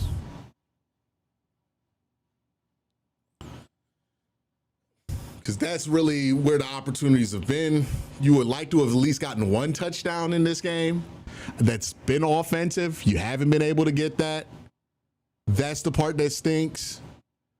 But it's been multiple mistakes made by this team when they get to the line of scrimmage, right? They're trying to run the ball in from the 2-yard line. KT Levingston gets blown up. Then that turns into a lost yardage game. You know, maybe you can argue, I think you certainly can. You should be a lot more creative there on the goal line. But it's just been tiny things like that, getting penalties on goal line situations, not really being able to execute, not being able to create space in the red zone. But at the end of the day, you're up 6 against a Baltimore team that's also struggling. The conditions are so that the passing game's not going to be much of a factor right now. Browns should find Big Smoke to help out on the offensive line. Yeah, whatever helps. And what? Let me look at the hourly report here from Burke Lakefront.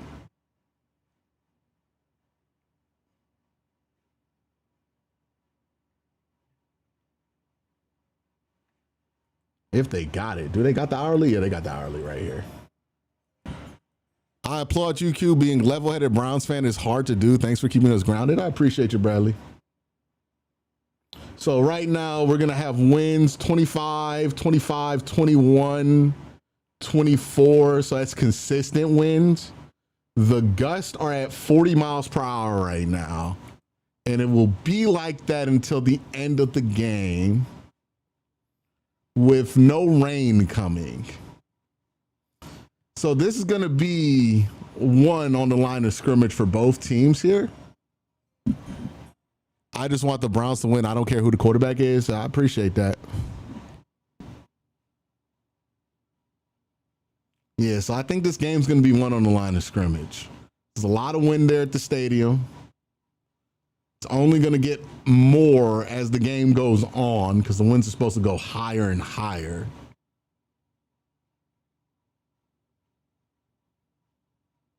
It's going to be low scoring. I think you get to 23 points, you can win this game. You get to 23, that means Baltimore has to score, what, 2 touchdowns? Dragon the Abander says, yeah, Q, whole new quarterback room next year. Yeah, new quarterback room, new coach.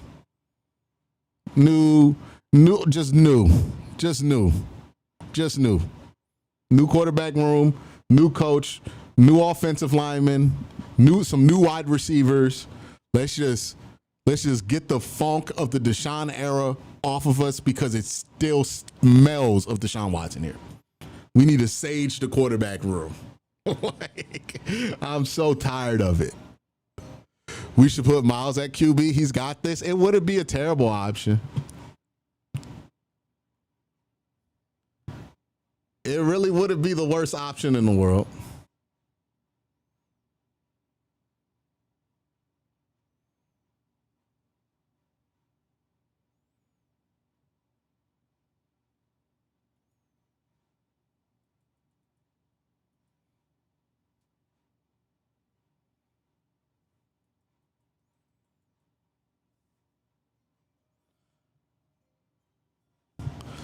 If there was no doubt franchise quarterback available, but you had to, oh yeah, I'm giving up Myles Garrett. Yeah. If the Bills called me and were like, hey, Quincy, we will give you Josh Allen for Myles Garrett, I'm giving up Myles Garrett for Josh Allen. No fucking doubt in my mind. I'm not even hesitating. I'm putting that trade in before I think they say no. Are you kidding me? Yeah, if you could get a franchise quarterback out of Myles Garrett, you do it. But that's the only price that you do it for.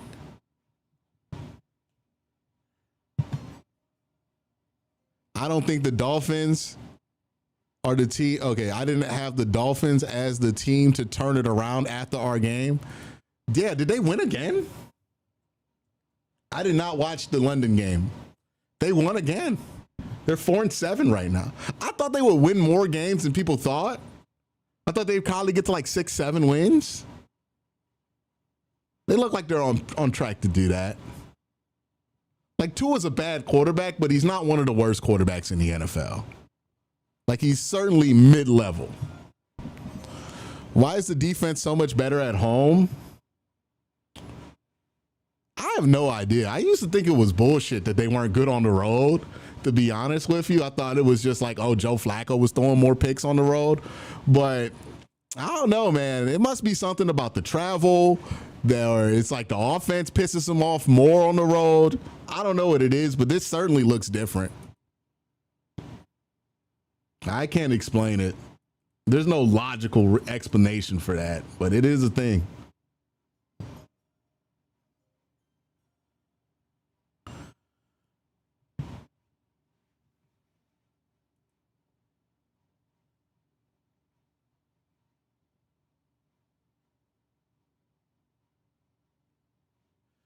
I'm not saying he's bad, but I haven't heard anything from the players wanting Shedeur. Figured we get leaks about him.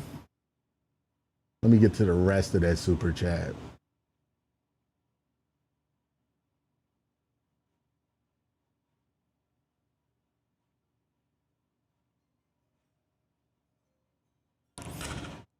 DB Dog says Phillips and Sipe and Danielson, Kozar, Whedon. Is this like a quarterback post?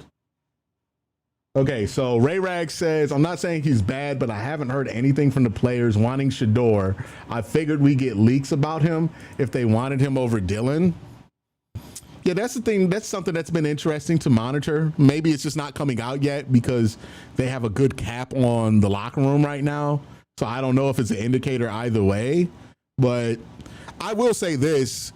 We're at the point to where people want the coach gone so they could justify putting a different quarterback out there. And the last time that happened was for Johnny Manziel in 2014. So it's not like it's a move that's in good company. Like if the coaching staff really does not want him out there, then there might be a reason. Now we'll see.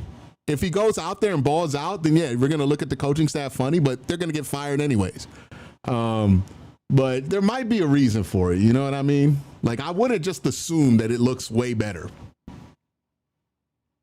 I think a lot of us want to hope that, but I don't know if I can assume it. We're back for the second half. Kick into the end zone. Mitchell will take a knee a moment ago. AJ with Kevin. Really need this stop. The Browns. So if you're the Browns defense, you need this stop coming out the second half because you gave up that touchdown after the pick six.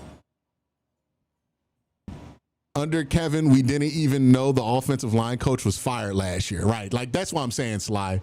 I don't know if us hearing nothing about Shedeur one way or the other is an indicator, just because Kevin does have that thing locked down pretty tightly. Like, nothing gets out of there, right? It's like North Korea. You know, news in, news out, nothing really gets in. A lot of run blitzes by Jim Schwartz to limit the run game. Let's see if he goes back to some of that here in the second half. Derrick Henry with 30 yards rushing in the first half. And on the first play of the second half, he starts with an 8-yard run. But that first half was dominated by Myles Garrett. But DB Dog says Browns fans have been yelling for a backup quarterback for years. It's crazy. Yeah, I don't know. I think the problems look a little bit bigger than just one player here, man. Like if you swap out a cog in the same machine, the machine's still going to produce what the machine's been producing. What about Myles for Baker? No, I'm not trading Myles Garrett for Baker Mayfield. DeAndre Hopkins, bottom of your screen. Henry is stuffed. Big stop there by Mason Graham. And that forces a third down. Makes the tackle. Jason, you made a point in the first half about what you have to do to slow down Derrick Henry, and that's get in before things go early, right? Before he gets started, get to it. Down to the field, let's check in with AJ. Well, Andrew, Dylan Gabriel did not come back out of the locker room after halftime. I'm being told Shedeur's in. For a head injury and Dylan's in concussion protocol. on this next drive. Shedeur's in. The helmet on has not. All right, we finally get the fucking seed. This could be his time. Right now, 3rd down and 3 for Baltimore. Let's get him off the field. With Chase. Myles Garrett with his 4th sack. Guess who? Number 4 for Myles. 4's in chat. 4's in chat. 4's in chat. This play worked for them. Watch 30 and watch him coming around. All right, let's get an end to this madness. Let's see Shedeur. And he forced him back to the inside where number 95 was lurking, waiting, and ready. If I'm Tommy Rees, first play with Shedeur, I'm giving him a screen. I'm giving him a slip screen, and I'm giving him Dylan Sampson or maybe even put Quinshawn in it. 11. Arvidan back deep. It bounces at the 17. He fields it on a hop. Good reverse. There we go. 20. All right, Shedeur, get a touchdown here. Coming out onto the field for the first time, it is Shedeur Sanders.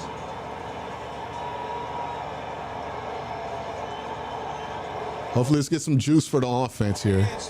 Guys, I want to tell you, remember, if we get news, normally expect the opposite or something. What are you saying? Let me read that in a second. Hold on. Let's watch this. Start the second half on the field for the Browns. And for Tommy Reese, the offensive coordinator, this is Shedeur Sanders' first opportunity to get out there with the offense. You want to ease him in, a run play, a screen. How they call plays from is going to be really insightful here. And get this offense going. They got him out, spread out. Probably going to throw here on first down. Yep. Throwing on first down. And nice completion Immediately to Cedric. to Tillman. Way to get him settled. That's a good job by Tommy. Life right now. You guys crying for Sanders? Well, here we go. Let's see it. Jason, this is about energy as well, isn't it, for a team? And you've been on all these different ball clubs. You have a quarterback that comes in and he's expected to provide a boost. What's it like out there for the entire squad? It's an instant spark, especially when you haven't gotten a ton going on one side of the ball or not. You enter a different quarterback. Well, now the fans get going, the side Under center. and you're waiting for him to make a play. They're going to run opposite. Down at 5, Judkins. And a flag. Ah, shit. Judkins is stopped close to the line of scrimmage. Not going to be on us. This came in. It's a windstorm, guys. We have to be patient. Says Sly. Yeah, it's just going to be gust. All right. First penalty of the season. Second and 15. Ethan Posick. They're going to have to spread it out here. It's right there, tackles him on the ground as Jenkins is trying to get off and make a play on the running back. Good call by the officials to spot that. Jenkins is listed at 360 pounds. You better grab him and try and air hug him down. But what I'm interested in, guys, second and Okay. it's going to be the play calling sequence for Tommy Reese with the backup quarterback in the ball game. How deep do you want to go? Where are we at on the field? Game, trying to push it 20? to the field? Might have been a false start. A lot of time here. The middle, he's got another completion. That's the first catch. So check down to David. Njoku. It's going to be 3rd and Brings up 3rd down. 7. It's manageable. The one difference with Shedeur Sanders is he's a bigger quarterback, and you can see him right there. Very comfortable in the pocket, going through his progressions, eventually comes down and checks the ball down. But look at the vision right there. He's going all the way through it and eventually comes down, no panic, extremely good poise there. Pocket. I think that's the part that fans want to see. Hey, what can Shedeur Sanders do? We've seen the last few games. They're going to try to get pressure on him here. Let's see how he handles it. Get rid of it quickly. 3rd down and 8. Pressure coming off the edge. Can't roll back. Dribble, and he is dropped. Ball came. And you can't fumble. It was Kyle Hamilton. And now they're doing wristwatches. And the Browns able to maintain possession, but they will punt All right. 4th down. A loss of 13. Jason, you made the point about Sanders in the Got to get rid of it quickly. There's an answer to David Njoku right there. I mean, I don't know, man. This is the kind of shit that's been happening in the offense all year. Where it's like there's an answer right in the middle of the field, but the quarterback's eyes are left. So maybe that's on Tommy Reese and Kevin. Because I talked about that with Brad, where it's like, man, all the quarterbacks feel like they're doing that. And I think they're being taught that. Wester in the game. He's not going to touch that punt. It's going to be a pretty solid one here. The 33. Yard line with 9:58 to go. A 52-yard punt by Bojorquez. All right. So now I have to do the exact same thing to the anti-Shedeur people that I've been having to do to the pro-Shedeur people all year. Hey, y'all, it's one fucking drive. Let's not write this guy's whole career on one drive. Like, already see people in chat write this man's career saying he's going to suck after one drive. Can we please not do the same exact thing that y'all been complaining about? Can we? Can we just be normal? Can we just evaluate the game as it goes on? I would appreciate that. Maybe I'm insane. But man, let's just let the game continue before we make any premature judgments. And let's let games get under people's belts. And the Browns have a 6-point lead against the Ravens. I hope that Shedeur plays well enough that the Browns can win this game and he can score a touchdown to kind of put us in position to do that.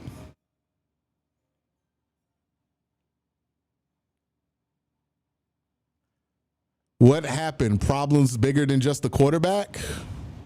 I mean, the Browns just went 3 and out. What the fuck was that? What was the point that you're making here? The Browns went 3 and out. Yes, the problems are bigger than the quarterback. Yes, exactly that. Sack right there. The problems are bigger than the quarterback. I've been fucking saying it. I just got done explaining this to people. What got your point that you think you were getting here?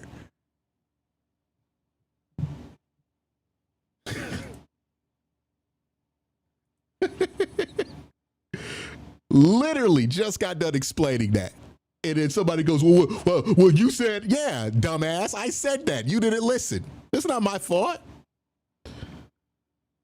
Yeah, that's not my fault. You didn't listen because I was saying it about Dillon Gabriel and said it was going to be similar with Shedeur. Goodness gracious.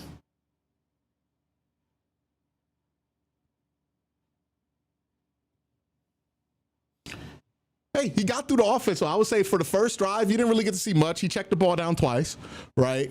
But he seemed poised. He got through the offense. I mean, it's about as much as you're going to learn there. He's got to stop rolling backwards when he feels pressure. That's the number one thing, though. He's got to stop doing that. That's going to create problems. Like, you know what I mean? But I would say for his first 3-4 snaps, it wasn't terrible.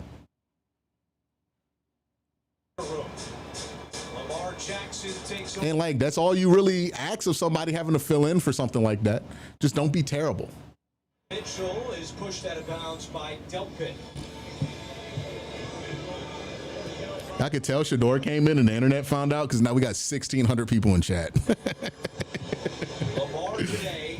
Did they flex this game to nationals? 7 of 13 for 110 yards, and this is on the heels of last week in Minnesota when he completed a season-low 59%. All right. Give the Browns secondary a lot. Let's get the defense here. 2nd and 4. Jackson with the sacks, but they covered guys up. That last third down, he was. Anyone see the Gabriel hit? Smells fishy. Here's Henry on 2nd down. A player having a concussion. So just so you know how that works, Alex, the Browns don't dictate whether somebody gets pulled in for concussion protocol. The NFL has a third-party doctor on the sideline for each team that makes that decision. So the Browns cannot force somebody to be out because of a concussion. Dillon can report a concussion, or the sideline can indicate that there's a concussion, but the Browns cannot say, oh, he has a concussion. Dragon says, I've seen enough zappy time. Right now, Lamar taking the deep all right. For DeAndre Hopkins, and it's incomplete. Yeah, Lamar very inaccurate today. 2nd and 10. For this Ravens offense, I would like to see him go to Zay Flowers a little bit more too. Not down the field, but getting the ball into his hands early on. The screens out to the outside, short passes. He's another guy for them that once he has it, yards after catch, he's so. Cam Robinson has been ruled out for the rest of the game with a knee injury. A Dragon says, I'm kidding. I'm kidding. I know. One catch today for Flowers. All right, 2nd and 10. Catch that led to a touchdown. Right there in that crucial part of the field here for field position.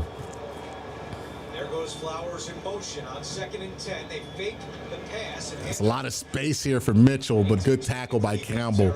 It's going to force a 3rd and 5. Makes the tackle, and now 3rd down coming for Baltimore.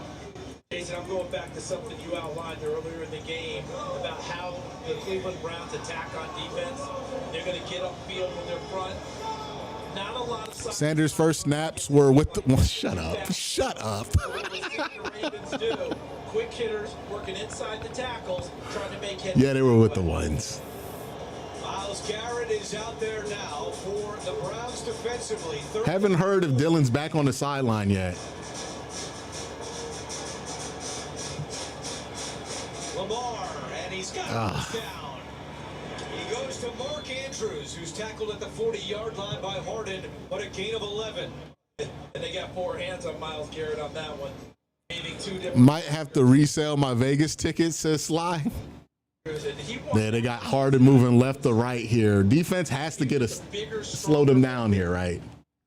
Pounding it against Miles Harden, the smaller DB. I'm refreshing my timeline to see if anybody sees Dylan on the sideline. Nothing yet. If he's out in the locker room because of concussion, he's probably out for the rest of the game. In the first quarter for most receiving yards. Jackson steps up and he's got an open Henry. Derrick Henry. 2nd and 6. Schlesinger makes Joseph Dooley says, remember, no first team reps. It's the life of every backup quarterback in the NFL. I'm pretty sure you're being facetious here. Again, I would advise not doing a victory lap when you have a 6-point lead against the Ravens, against your own quarterback. It's what I've been arguing all day. Maybe we don't victory lap our own quarterback when we're up 6 against the Ravens. Maybe not a great idea, regardless of who that fucking quarterback is. I think Jimmy spotted the concussion. play clock at 3. Takes the snap. Flag is down. It's got to be a hold, right? As he locates DeAndre That Hopkins, feels like a hold. And it's coming back. It's a hold against Baltimore.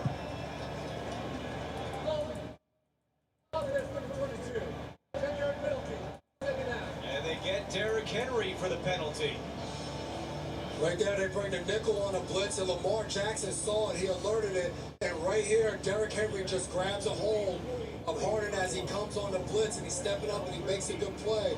But Derrick Henry has to be able to make a good block. 2nd and 13. They got to get this one here. Where are the Ravens at? They're in field goal range, right? No, I think the penalty just took them out of it.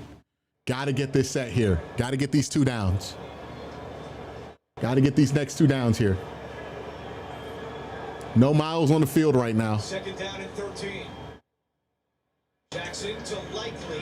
It's fine. Baker and Bush. It's 38. It's going to be a 48, 53-yard field goal from here. 6 minutes to go in the third. Myles Garrett back on the field. And I'm sure John Harbaugh's on the headset. They go incomplete here to 53-yard field goal. A lot of wind to deal with in the stadium. So he may have told him, you may have 2 calls here. Yeah, they might go for it. They might go for it. Monken was the Browns offensive coordinator back in 2019. Let's see what he They're going to have Stanley alone here. Jackson Incomplete. Yeah, they're going to have to kick a field goal here or punt. This was behind him, and let's see what John Harbaugh wants to do on 4th down. You're in a little bit of no man's land in terms of field position, but this one felt like it was just inaccurate as opposed to Zay Flowers running the wrong route. That ball was just high and wide outside of it. But being in this type of a situation, John Harbaugh's thinking, He's going for it. I don't know about even punting it away here. It would be a 56-yard field goal attempt from here. So he's keeping the offense out there, 4th down and 8. Watch hard count, try to pick up a G5. Play clock expires. Yeah. They're taking a 5. They wanted to punt there. That's the wind at play. They take a delay of game there because they're going to punt. They're not even going to try the 53-yard field goal. They don't feel good about it in that wind. Didn't Baker get subbed in because of a concussion too? I think Tyrod broke his ribs. I don't know. Tyrod's been hurt so many different ways and let other guys into the game. So Shedeur Sanders, who's getting set to come back. Yeah, if Dylan's not back in now, then Dylan is out for the rest of the game, more than likely.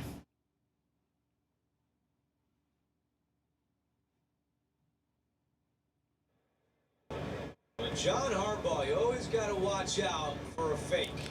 Yeah, be careful here. Just know where you're at when you're going to catch this. Don't get shitty field position. Good job. There you go. 16-yard line. You can work with that. The third quarter, Sanders. All right, let's see how Sanders does on his second drive out. There's Bill Musgrave working with him.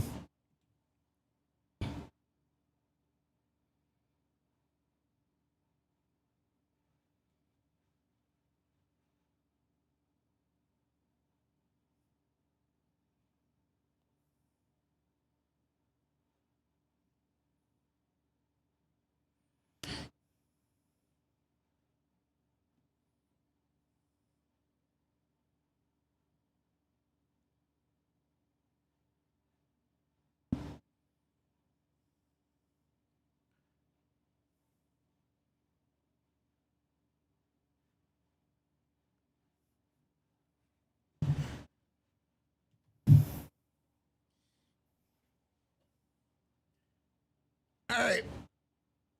I think a touchdown might put the game out. Like, I think a touchdown could win this game here for the Browns here. So you get a nice long drive. I think Tommy Rees did a good job settling in. Yeah, ruled out. It's official now from the Browns Twitter account. He's been ruled out. So it's going to be Shedeur the rest of the way here. I like how Tommy Rees got Shedeur along smoothly, right? Moved the pocket, gave him one thing to look at on that first play to get a little quick completion here. Unfortunately, you get the holding penalty, right? That knocks him back behind the sticks. Now, again, the Browns have issues that are bigger than the quarterback position. And one of those issues have been getting behind the sticks. Browns don't get behind the sticks on that drive. They have a lot better chance to be successful here. So that's what you have to kind of figure out if you're the Browns. No penalties. Let's stay ahead of the sticks. Let's let the run game carry us.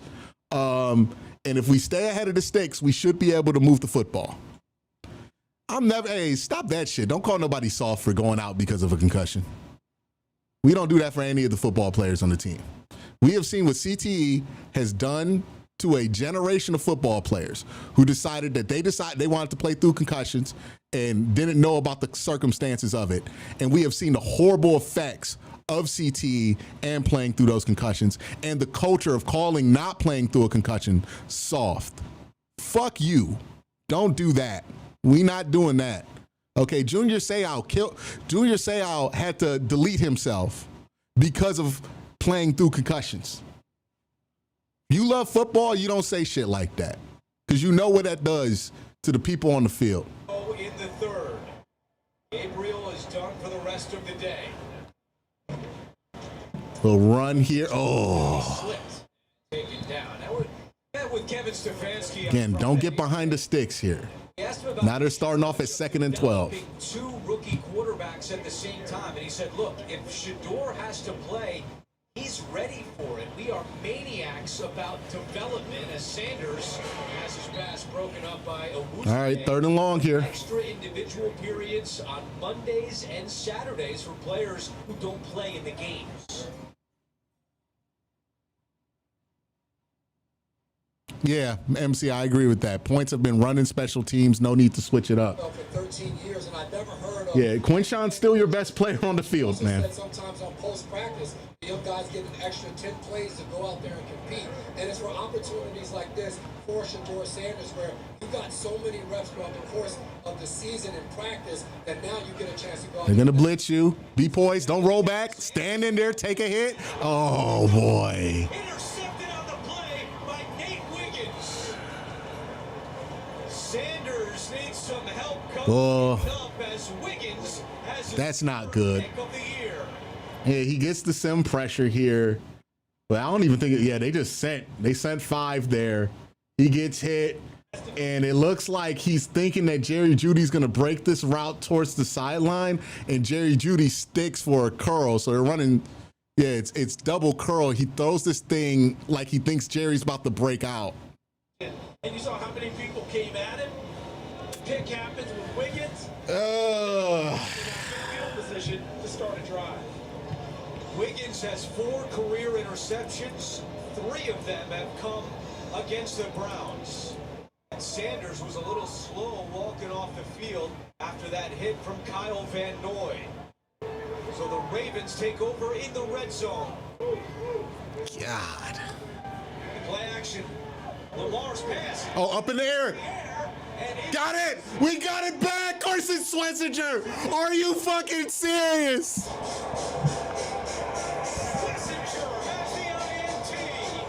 What a swing!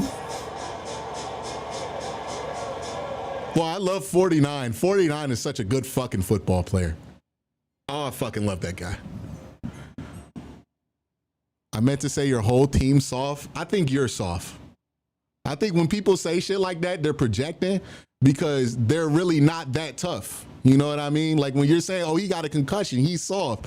Nah, you soft. You know what I mean? Like a lot of people out here talking shit about what football players will and won't play through who call off work when they got a fucking cold. You know what I mean? Like, you know, call no show when you chip a nail, but you talking about other people's toughness. I feel like you're the one that's soft in that situation. You know? LOL, what happened? Maybe not Gabriel's fault. It looked like miscommunication between Jerry, Judy, and Shador. And maybe that's up to him not having first team reps. I'm sure that's what's going to be said. But yeah, tough situation there, right? You're anticipating somebody to break. He doesn't. Got to figure out what the miscommunication was. You got to figure it out quick because you're going to have to make quick decisions there. What I do like from Shador on that play, he stood in there and took the hit. You know, took the hit, tried to throw with anticipation. It didn't work out, but I like that he stood in there instead of rolled out. Nirvana says this game is nuts. Oh, it's one of those games. It is a Browns-Ravens game for sure. This is a certified AFC North game.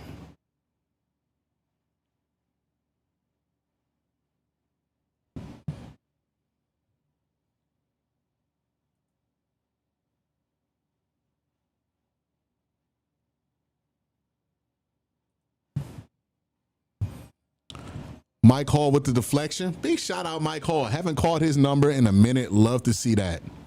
Love to see that.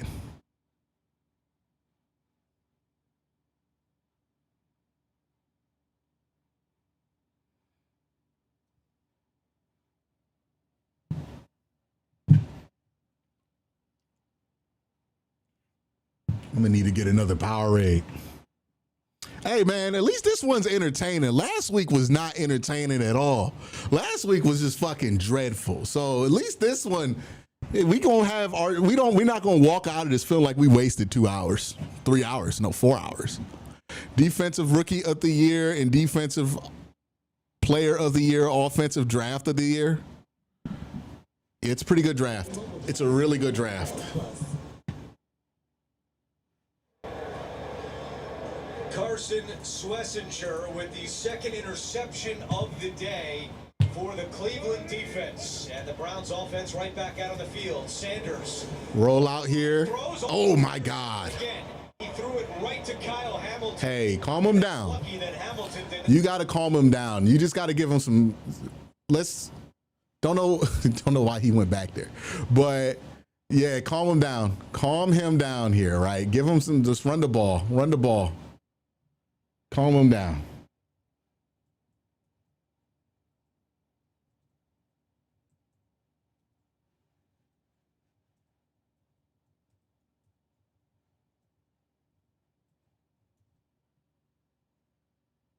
There's a penalty there.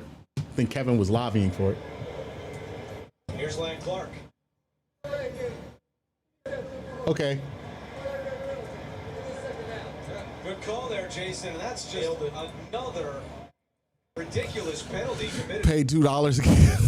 I ain't calling you no hoe. I don't know you like that. You know what I mean? I'm not gonna call no stranger no hoe. I'm just saying, like, when people always are talking about how other people are tough or not, it doesn't really say much about you. You know what I mean? Like, people who really like tough like that, they don't really feel the need to talk about what they think other people's toughness levels are. You know what I mean? That's all I'm saying. I don't know you personally enough to call you no hoe. I would never say that to no stranger, you know?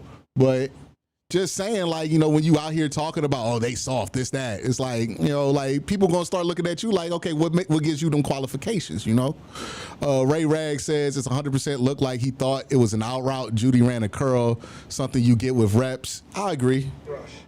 2nd and 5 here. They're ahead of the sticks. Let's settle them in with some runs. Judkins. The Ravens defense selling out for the run. It'll be 3rd down after this. Phil Cook says, respect to everything you said. Appreciate that, Phil. A Patrick Mahomes interception led to the first touchdown of this game. A Jaleel McLaughlin score. 13-6 Denver. 3:30 to go in the third. Back to you. Yeah, McLaughlin get an extra run with J.K. Dobbins now being put 3rd and 3. Meanwhile, Let's make this easy for him, right? Let's go stick, spread it out. David Njoku, let's do mesh here. David Njoku ball route. If it's zone, if it's man, let's go underneath here. Just run, just run, just run, just run. Good job. Shador Sanders moving the chains for the. Get back to the fucking huddle, dude. You don't have that time to run out the midfield. It's not college. You gotta get back to the huddle. You can't do shit like that though. Right. You get the first down here, but you waste like 10 seconds on the clock. Get back to the huddle. It was to pick up a first down for his team. Now the time to slide with your feet. Go ahead first. Love the run. Get back to the huddle though. First time today, the Browns. Remember, there was a reason we didn't want 12 this week. Yep. All right. Hopefully he's got that out of his system, right? He's got those jitters up. The crowd was really loud.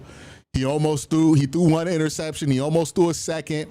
Hopefully he has those jitters out of his system. He relaxes, plays with a little bit more poise, and finishes this game out for the Browns, because the Browns have a chance to win this one here. Hall of Fame father on to Colorado. Just got to settle them in. Judkins again. All right, third and short. With 3rd and 7. I'm sensing you would like to see a little bit different play calling here. When you feel like you want more first down, play action, loosen things up as opposed to run, pass. Yeah, they're trying to make it a little easier on the quarterback and catch them off guard some. And I think Jerry Jeudy is a guy, we haven't said his name much. He's coming off his best game of the season last week. Right. If you can get a one-on-one opportunity at any point for Jerry Jeudy, just to give him a chance down. Be smart here. I think can help this offense. He's checking to something. Hard and 3rd and long against this Baltimore defense. It's a blitz. Stay calm. Don't roll. Don't fumble. Second time. Shador is buried on 3rd down. Keon Martin. Would have really loved if we didn't take the sack there, because then you could flip the field position from the 40 a lot easier than you can from the 30. Good on you standing up against people mocking players who get a concussion. Yeah. Hold on, let me read the super chats, because I'm behind on super chats. I'm sorry. The game got interesting. Chasing after you. It is so hard to be able to make a play down after. All right. I'll catch up on super chats, man. Bojorquez punting for the 5th time. West through the deep man. It's a great punt by Bojorquez, but man, if you had that extra 10 yards of field position, you would have pinned him within the 10. Good job by the punt. Was it the punt snapper? Is that Sunahar that got the tackle? Good job by him. But yeah, if you would have just had that extra 10 yards, just get rid of that ball if you don't think there's anything there. The field position still matters, even if you're going to punt. You get that extra 10 yards there, you put the Baltimore Ravens back on their 10. They're back on their heels. I think Myles Garrett has had 2 sacks when they're in negative field position like that. It really does matter. Gotta manage the game, right? All right. Harbinger says, good on you for standing up against people mocking players who get concussion. None of these guys are weak for getting hit. Yeah, concussion can happen to anybody, no matter how big you are, no matter how tall you are, strong you are. Your head is your head. You know what I mean? Like, it's tough. Sly says, remember when there were reasons we didn't want 12 this week? Yeah. Faces Saber, don't ban the guy. He's going to throw more money at you to get. Nah, he's not about to. I don't think he's going to do that. I think he understands why I was upset. Like, respect to everything you said, brother, from Phil Cook. All right, yeah, we're caught up. Thank you guys for the super chats, by the way. By the way, if you're one of the 2,000 people in here, hit that like button, please. I would appreciate it greatly. Oh, shit, I got to create the stream for Bleacher Report real quick. Create a studio.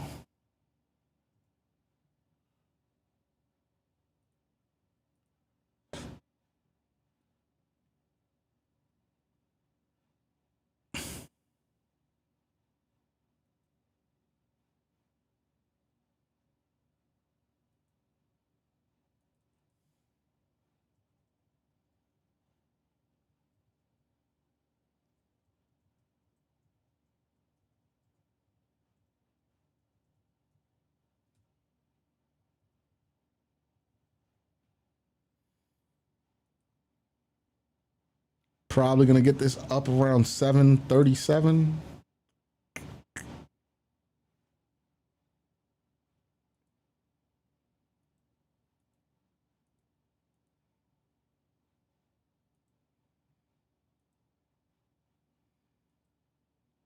Sorry about this. I had to lock in real quick.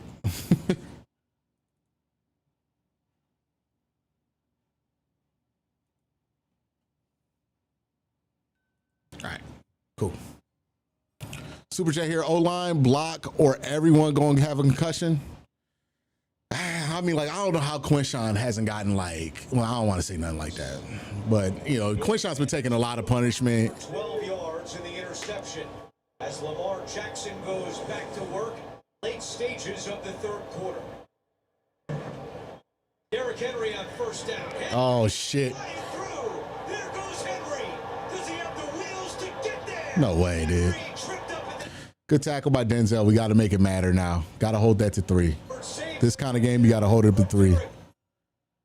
Up by 6, and it feels like we already lost. Hopefully they haven't. But they got to start moving the ball on offense. And then he's just off to the races. Denzel Ward, as Andrew described, comes all the way across field to prevent the touchdown. But it does not take long for Henry to get to top speed. Unlike a lot of big backs, it might take 4 or 5 steps. 1 or 2, he's fully out there. Longest run of the season for Henry. Now 5 straight games over 70 yards rushing. Ooh, big hit by Isaiah McGuire and Devin Bush. Miles has 15 sacks through 10. He might get the sack record. He might get the sack record. I think he's what? It's what, 7 away? Play of the third quarter. What is the single season sack record? One here in Cleveland. Ravens trail by 6, but they are driving on the Browns. So the single season sack record's 22 and a half. Right now, Miles is what, at 15 sacks? So he's 7 and a half off. I'm more curious about when 12 has a clean pocket, if he's inaccurate. That was Dylan's issue. I mean, it's not like Dylan was getting a ton of clean pockets, but yeah, I mean, we'll see what happens. We'll see what happens, you know. Hopefully, I'd expect him to be better with the clean pocket and be a little bit more accurate.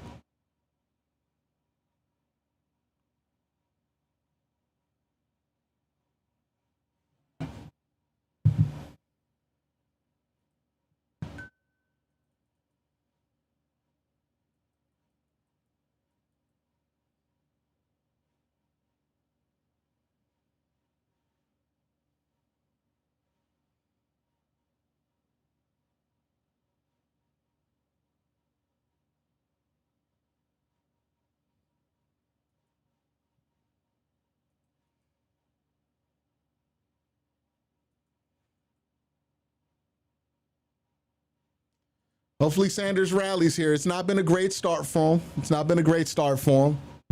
But hopefully he rallies here. I'm going to need him to score a touchdown.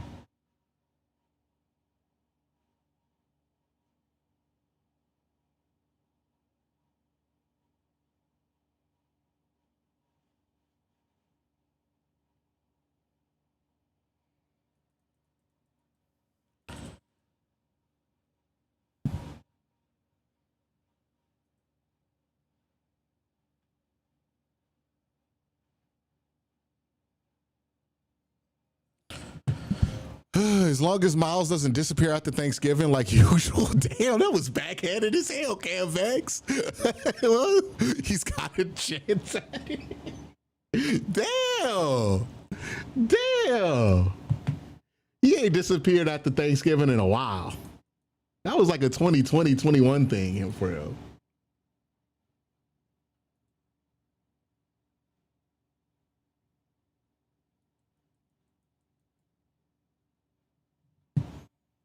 Start of the fourth. All right, big set here. If the Browns can force Baltimore to a field goal here, you really give yourself a chance. For the 51st time in his career, Myles Garrett with 4 sacks, trying to pump up the crowd as the Ravens have it 2nd down and goal. Everything's got to be quick here. You can't hold the ball and let Garrett come get him in the. And this is why you didn't want him to start this week. Yeah, I thought there'd be tough opportunities. You know, he's the backup, so he's got to play, right? When somebody gets hurt, that's also a hole that they traded him in. They traded themselves into, you know. So hopefully he proves them right on that, right? Like that he could play out of it. But yeah, it's been tough. It's been a rough start for him. Certainly want to see him settle in, You know, hopefully he has a couple of those big mistakes out of his system. Stop, Matthew. Stop. We not going to shit on the kid after 2 drives.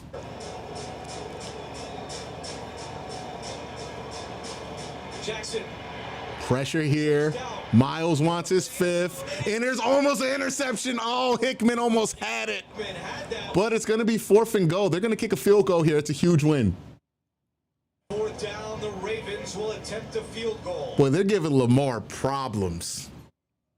Ronnie Hick. Looks like he has the same line at Colorado. Yeah, I mean, look, that's part of playing in the NFL. You're not going to always have the greatest protection. You know, even the great quarterbacks sometimes play with shitty offensive lines. Patrick Mahomes, it's part of the game. Luke from 24 yards away. And his kick is... Hey, great job by Denzel Ward. Can we get some can we get some claps in chat for Denzel Ward? Because he ran down Derrick Henry on that play, and that saved them 4 points in a game where that's going to matter. So, you know, let's show some love to Denzel Ward. Tahir says, hey, Q, just joined the chat. I can't get the game where I am. What are your impressions of, hold on, brother, I'm going to have to pull this up on the computer because it cut your super chat off.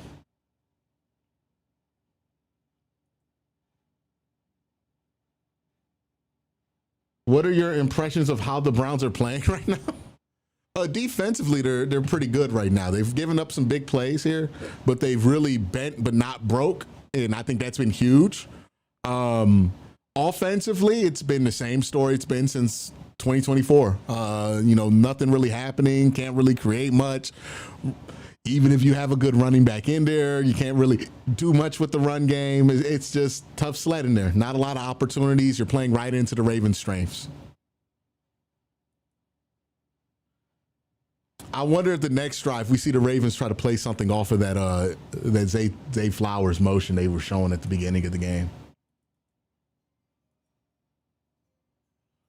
Reminds me of when DTR got thrown in there for Baltimore start with no prep. Well, here's the thing, man. He's the backup quarterback. He has no excuse not to be prepared, right? Like, the backup quarterback's job is to be prepared. If he were an emergency quarterback, I would say, hey, it's tough to expect anything. But backup quarterback, you gotta be prepared for what's there. It's tough to do that as a rookie, so I'm not going to be as tough on him as I would be on a veteran player. But yeah, I mean, the same thing I did with DTR, and people got mad at me when I said this about DTR. I ended up being right. Look, man, like, you're the backup quarterback. You get in there unexpectedly. You have to be ready. I don't care how many. If that's your position, you have to be ready.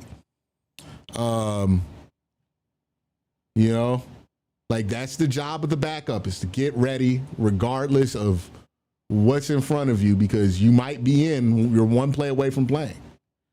Gio says, I don't know why people think Sanders gets no reps. They said on the broadcast that he gets extra time after practice. I mean, that's not the same as like running the scripted plays that you have, but you gotta, like, I'm not saying it's gonna be high quality work that you're gonna get, but you gotta figure out a way to get some work to be prepared, because that's what's required. What's kind of concerning to me, though, the Browns have run the same play with Shedeur about 5 times, which is weird. They've run that jet right underneath out 5 times with him already.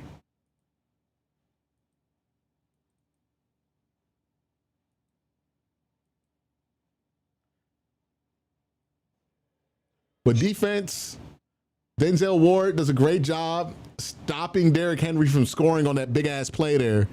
Let's see if the Browns can capitalize on it by getting a touchdown here. That was a huge play by Denzel Ward. Send along our best wishes and thoughts to the Browns legend as well. Bernie's still awaiting a liver transplant. He said in a video this morning he's hopeful it's within the next 24 hours. He's had a few recent setbacks. All right, man. We're all thinking of Bernie. He's an absolute legend around here. I had the privilege of announcing some. Again, the common denominator in all of his drives is that at some point they've gotten behind the sticks and they've all stalled out. Browns got to not be behind the sticks here. Great opportunity not to, but oh, he breaks the tackle. And now you're ahead of the sticks. Got to stay ahead of the sticks here. That's happened to Shedeur on every drive. They've gotten behind the sticks. When you get behind the sticks, it's going to be hard to pull out good offense when you're not a good football team.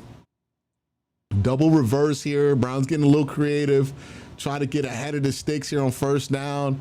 They get about 8 yards. No, they were hoping for more, but to get about 8 yards here, hopefully that ignites Shedeur, gets him going as they get ahead of the sticks. Second round pick and ran into some off-field issues.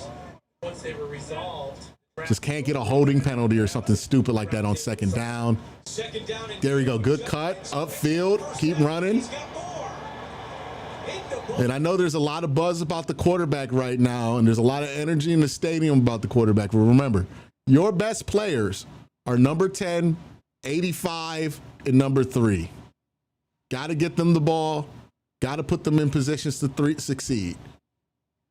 Good run there by Judd. You really only need one touchdown, I think. They had Njoku, number 85, come down from the tight end spot. That allowed Conklin, 78, Taylor, the guard, 77, to go second level, block the linebackers. So they were already 4 or 5 yards downfield.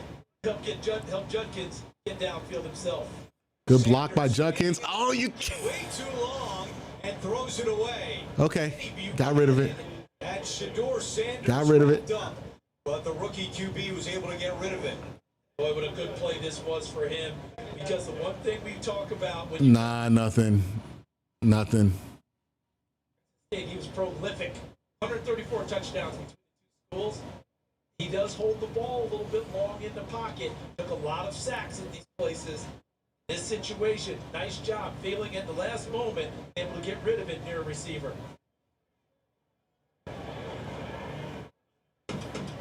Second down and 10. Judkins trying the right side, and he's grabbed. Now we're behind the sticks. And ever since he made the move, all right, they're gonna blitz. to the line of scrimmage. If you're Shedeur, at least you have the benefit of knowing exactly what the Ravens are gonna do here. They don't think you can handle pressure. They're betting that you can't handle pressure. They're about to blitz you here. Zach Orr is about to blitz the shit out of you right now. Got to just make a quick decision. Have your eyes where they're supposed to be. And get rid of this ball quickly. Beat this blitz. You could get a big play here on 3rd and 12. A lot of these guys close to the line of scrimmage, and it forces they're going to blitz here. to have to figure it out full snap. Nope, they sim pressure. Sanders can't take a sack. Nobody there. He'll just run it, and he runs out of bounds. Couldn't stay in bounds. Of a first down. It's all right, where are we at on the field? Stefanski in Cleveland. And because of where he's at, go for this because they're too close to really punt the ball, too far to go for. Can we kick a field goal? Think about, do you want to go for it or do you bring out the punter and maybe try to just pin him back deep? And they are bringing out Bojorquez, the punter. They spotted the ball. Yeah, I wouldn't go for it on 4th and 7. That's crazy when your offense sucks. Man, it's windy as hell, so they can't kick the field goal. A 3-point lead for Cleveland leads you to punting the ball here, hoping to win field. Got to get a good punt here, though. Wester lets it go over his head. Oh, great play. Come on. Don't touch it. Shit, I think he rolled in there. McMillan was down there, and they're saying it's a touchback. McMillan nearly made it in double play. They're going to look at that. This one will come out to the 20. Boy, was this close. Wow. No, challenge that.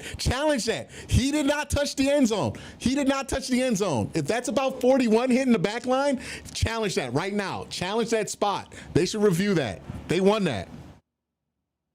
He didn't touch it. No, put that on the 1. He did not touch it. Are they saying his back feet? Is that what they're saying? Can your paper towel do all that? All right, I'm about to use the bathroom. America's #1 trusted paper towel.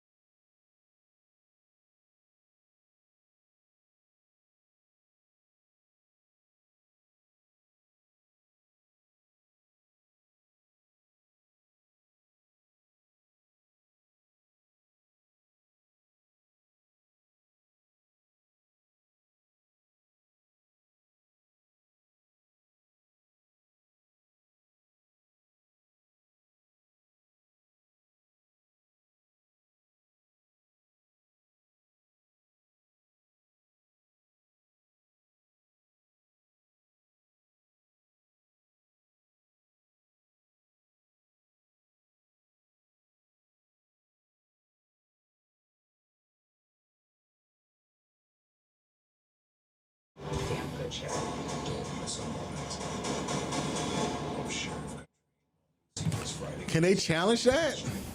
That's really close. It's like it's his cleats.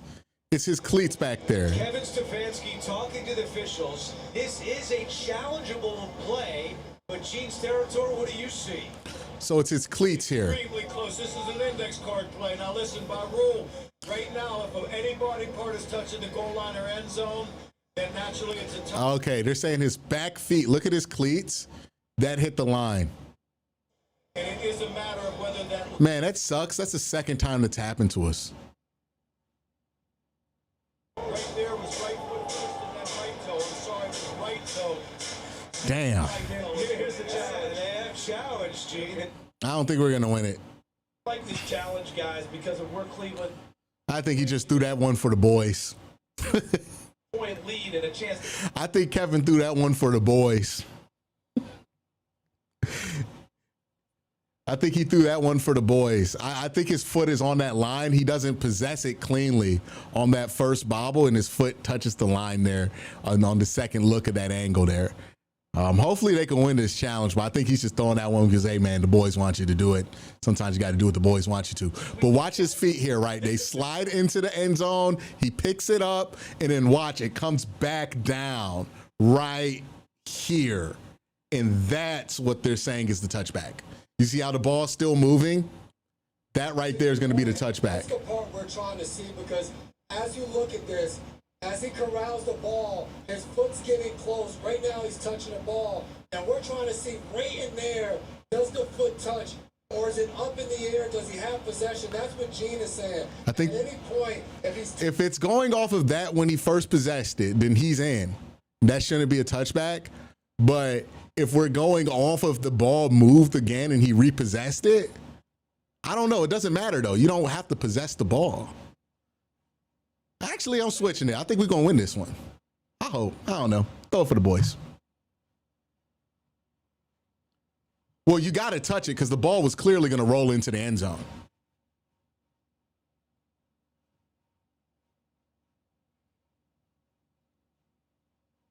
the goal line, then that forces it to be a touchback. You teach those guys on punt coverage, once you get down there, right here, when this ball is stopped. Oh, no, it stopped. Make sure you're touching the ball. And if you can't stop yourself, you get out of the way and let the next guy be able to down the football. You know, it's so close that it could be one of those things that since it was called a touchback on the field, not going to be enough. Yeah, you see that ball? I don't know. Does it matter if the ball slides out? Like, does it matter when you just touch it, or do you have to possess it? It's not a fumble.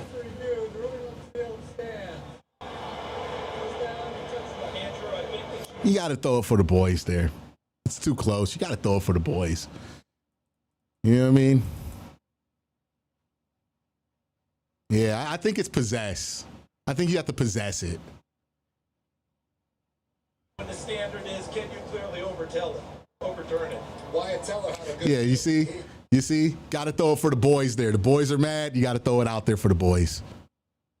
Be clear in order to make that change. Like long Browns fan listening from Naibo, China. Appreciate your making it real. Appreciate you, man. Oh, got to get those hits on Lamar when they got the opportunity. And Flowers picks up the first down. Yeah, you got to do it for the boys there.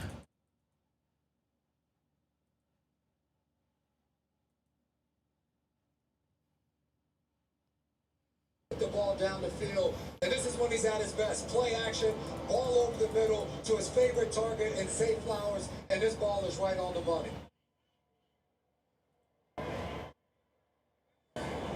15-yard gain for Lamar and Baltimore.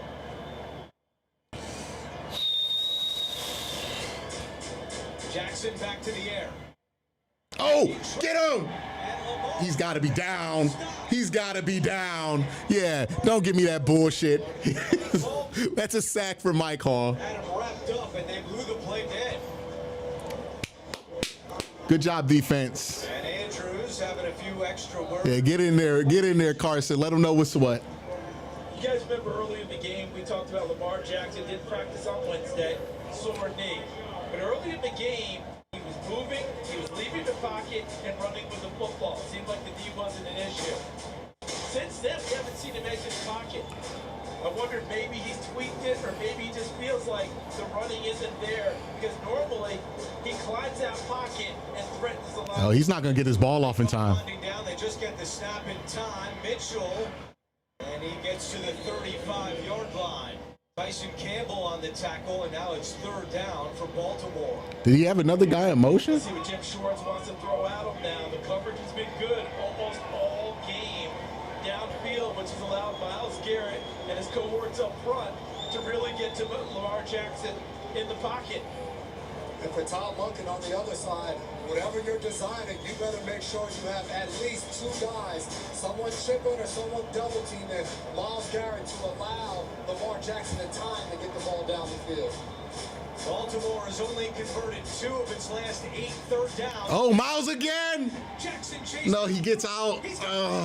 First down, Zay Flowers. Schlesinger on the tackle, and Jackson was able to escape. Boy, we're just slow roasting this lead away, aren't we? Just slowly. 3 points by fucking 3 points. We're just slow roasting this lead away. Because Myles Garrett was coming off the edge, and right there it gets zone. What Zay Flowers is able to do, he sees his quarterback coming out, and now he uncovers in the middle of the field as he sees Lamar Jackson. That's just a really good connection between two guys that have done it for a really good chance and time for the Baltimore Ravens offense. Come on. Here's Henry. Good job, Huntington. Good job, Aiden. Way to backside that. Playing the edge. Playing a little edge there. Aiden Huntington at the power end there. Nice. Like it.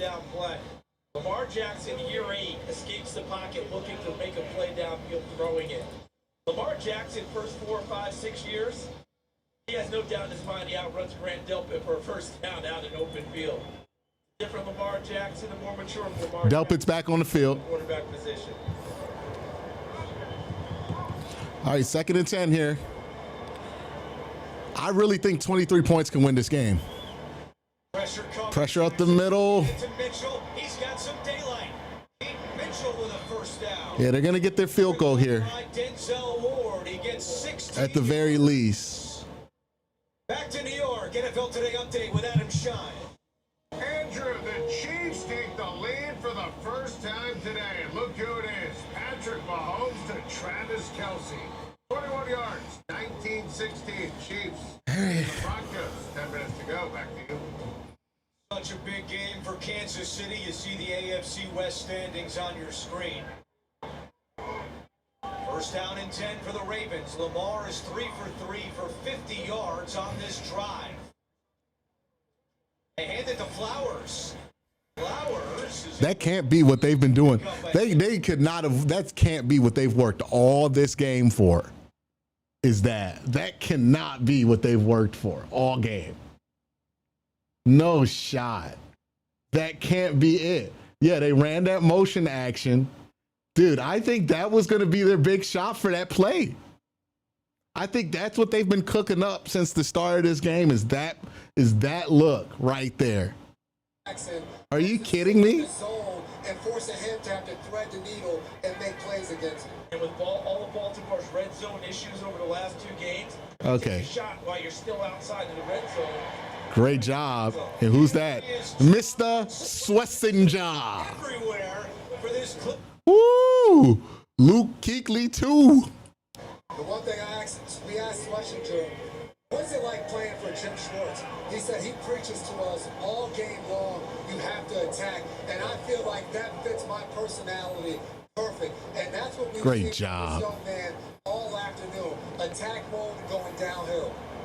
Ravens would be kicking into the wind, but it's not doing too much right now. Certainly a little calmer than the first half. 3rd down and 6. They said the wind's been calmer in the second half. Pressure here. Don't get them.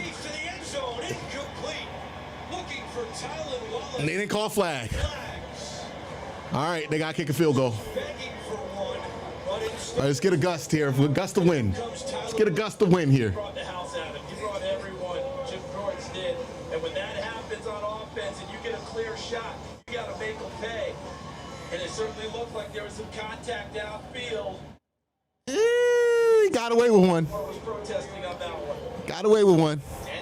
Carson for Defensive Player of the Year. If Myles Garrett didn't exist, maybe we could have that conversation. 44 yards away to tie the game. Luke's kick is good. All right, Shador. All right, Shador. This is what people have wanted to see him in, right? 16-16. 5 minutes left. Let's have your best drive of the game right here. Let's have your best drive of the game right here, right? This is a big moment here. Tie football game.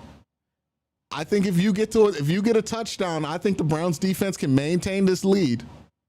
I think 23 points is going to win this game. This is a big one here, right? Let's show something here. It's been a rough game for you. It's been a rough start. Maybe not the ideal start. But right here, right? 16-16, let's see some.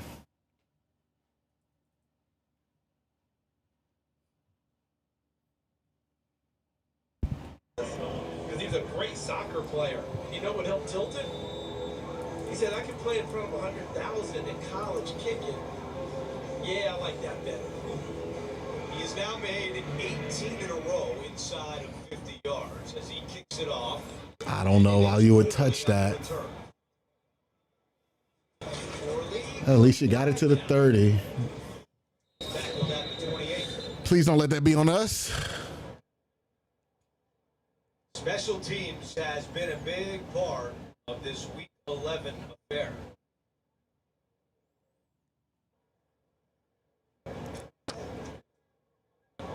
Let's get the ball to 10 here. Let's get the ball to 10.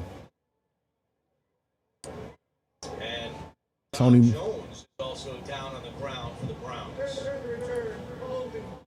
And it goes against the It's going to be on the 20 now. So on the 18-yard line. Dom Jones, the undrafted rookie corner out of Colorado State, is being attended to.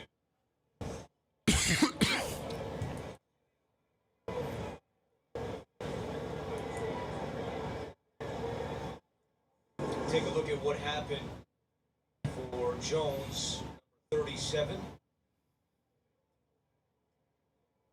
Wow. Tangled up with Charlie Kohler. All right. Jones is still down. This is, again, it's basics, it's fundamentals. It's been the same stuff we've been dealing with all year, right? The problems are big on offense. One of the biggest problems has been the Browns' inability to stay ahead of the sticks. I don't think Shedeur has seen a 3rd and short all game here, right? So that's the biggest problem the Browns are dealing with. Every time they get to 3rd down, they're getting to a 3rd and long. Got to stay ahead of the sticks here. Got to stay ahead of the sticks here. Phil, let's not be negative right now. Got to stay ahead of the sticks here. That's got to be priority number 1 for Tommy Rees. 17 snaps today for Sanders as he's looking to go to the air on 1st down. Locates Judkins, lost the football. Wyatt Teller falls on it, and they're saying it was incomplete. Best possible outcome for the Cleveland Browns. Instead of a loss of yardage there, you go to 2nd and 10. Not what I want by any means. Yeah, I'm just not going to put that out there. Nice job by the officials. Really good job there by Teddy Buchanan, the rookie out of Cal, by way of Cal Davis.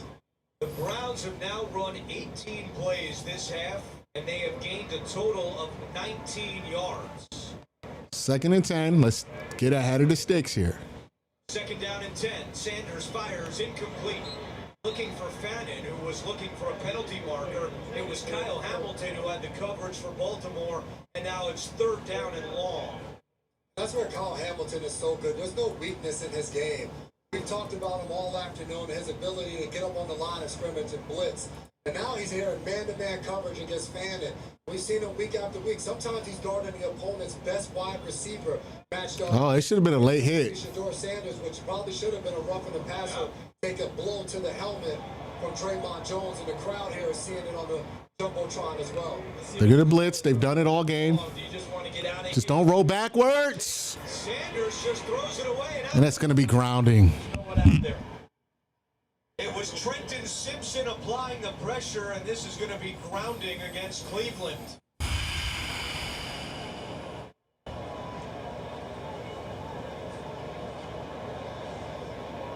Sanders, we got to draft the fucking quarterback next year, man. But since then, he has gone over.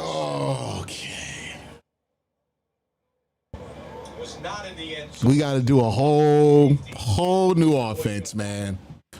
Whole new offense, dude.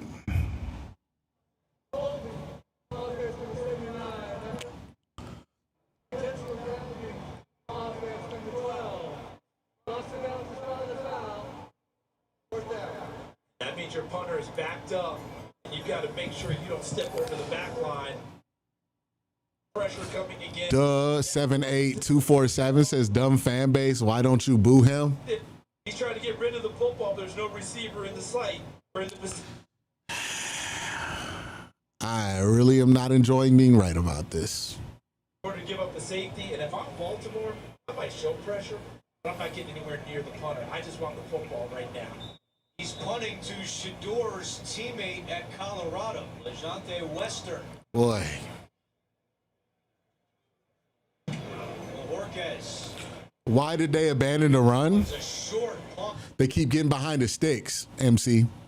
So what happens when Shedeur takes a bad sack? That puts them behind the sticks. When they get a penalty, that puts them behind the sticks. When you're in 2nd and 20, running the ball, not going to be effective. Also, it seems like Baltimore is less afraid of the pass with Shedeur in there than Dillon Gabriel. So they're keying more in on the run. Like they're daring us more to win through the air, which is also limiting the effectiveness of the run game. It sucks to lose like this. It's such a slow burn.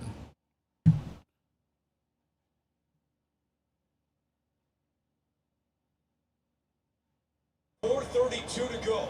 And the Ravens take over at the 44-yard line. Derrick Henry on 1st down. Great job, man. The defense is fighting like fucking hell. And I feel so bad that the offense can't reward that, man. Like, this defense deserves everything. They're fighting like hell. In the backfield, gets the big man going, gets him before he gets going. Nice play by Collins, who had a big penalty earlier in this game. Jumping off sides in a crucial situation. Nice play there. Not quite worried about the... Oh, come on, false start. First down we might be. Jackson threads the knee. Great tackle there by Hickman. What a pass. Force a 3rd down. And it's They should have called a false start on that play, by the way. There was definitely a false start.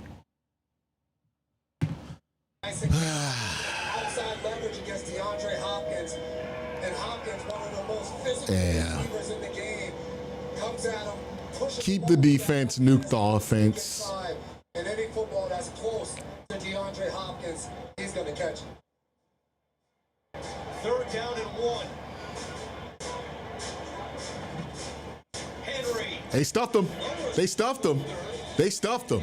He lost a yard. They struggle at times, put short yard situations all year long in places you wouldn't expect Baltimore to struggle. Dude, Jim Harbaugh is absolutely not going for this. I call bullshit if he tries to run people out there. They're at their own 30. Are they in field goal range? Lamar held on to it. Mark They Andrews. handed one off to him. Mark Andrews did. So they're in field goal range and they're gonna go for this? No shot, dude. No shot. No shot. Everybody stay still. Andrews under center on 4th and 1. Oh my God, they're going for it. Oh. There he goes. Andrews all the way. 23 points is gonna win this game, man. We're not going to figure out if any of these QBs are any good because the line is so bad. Nobody has any kind of time. Nobody has any kind of time. They need to be rebuilt this offseason or the QB we draft will suffer the same fate. Yeah, I mean, look, you got to get new offensive linemen. You got to get some wide receivers. Probably got to get a new coach, get a new quarterback. Nuke the whole thing. Shador worse than Gabriel. We need to draft the quarterback. I'll give them one more week against the Raiders. We giving these rookies so short of a leash here, man. I mean, we're not going to be able to tell anything. And it's like, I just don't think it's worth waiting right now if you're the Browns. You know?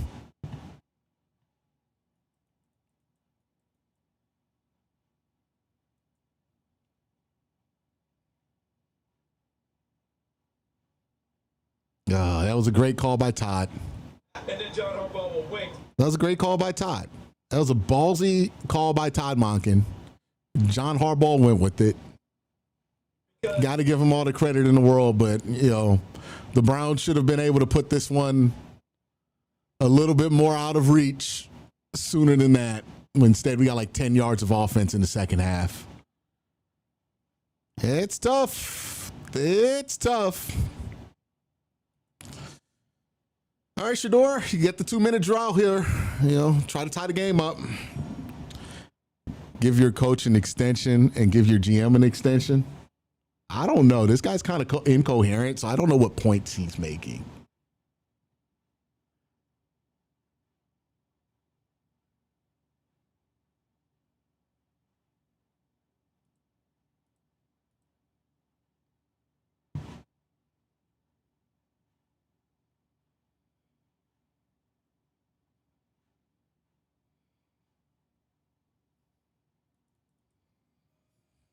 So what's the excuse? I see people blaming the line, the wide receivers want to do. I mean, like, look, guys. I feel like I'm losing my mind. I've been telling people for weeks, hey, the problems are bigger than just who's playing quarterback. Can that sway it a little bit more in a positive or negative direction? Maybe. But we've been making it all about quarterback for the last 4 weeks when it just isn't about the quarterback position exclusively at this point. Is it not helping? Certainly. But is it the only problem with the offense? Not even close. Not even close. Let's hope Shador can have a good second drive here. Starts it out with a nice throw to Harold Fainin that gets him in field goal range. Good catch. But the problems are bigger than just one player right now. No first downs in the first half. No yards in the second half. Well, we only need one drive right here, man. We only need one drive. We're at the 40, 2 minutes left. Off before the 2-minute warning, they do not. So I don't get why we didn't just get a runoff there. Shador Sanders. So nice job staying poised there, getting that ball ripped through the Harold Fannin. The Browns offense, no matter who the quarterback has been, has looked better in 2-minute situations all year. Okay, Diego. Give him a 30-minute ban. Give Diego a 30-minute ban for bringing up Deshaun Watson.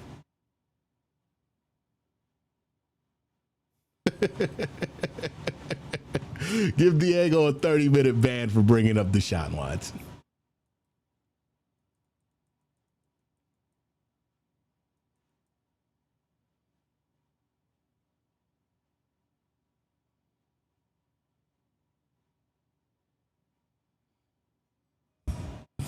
Exactly my point. People said it was Dylan. Sanders has been worse so far. Yeah, I mean, like, it's just every quarterback that's played in this offense since 2024 has looked like this. We can't be surprised when another guy steps in and doesn't look great. You know? We just can't. But hey, look, the kid has 2 minutes left. He's at the 40.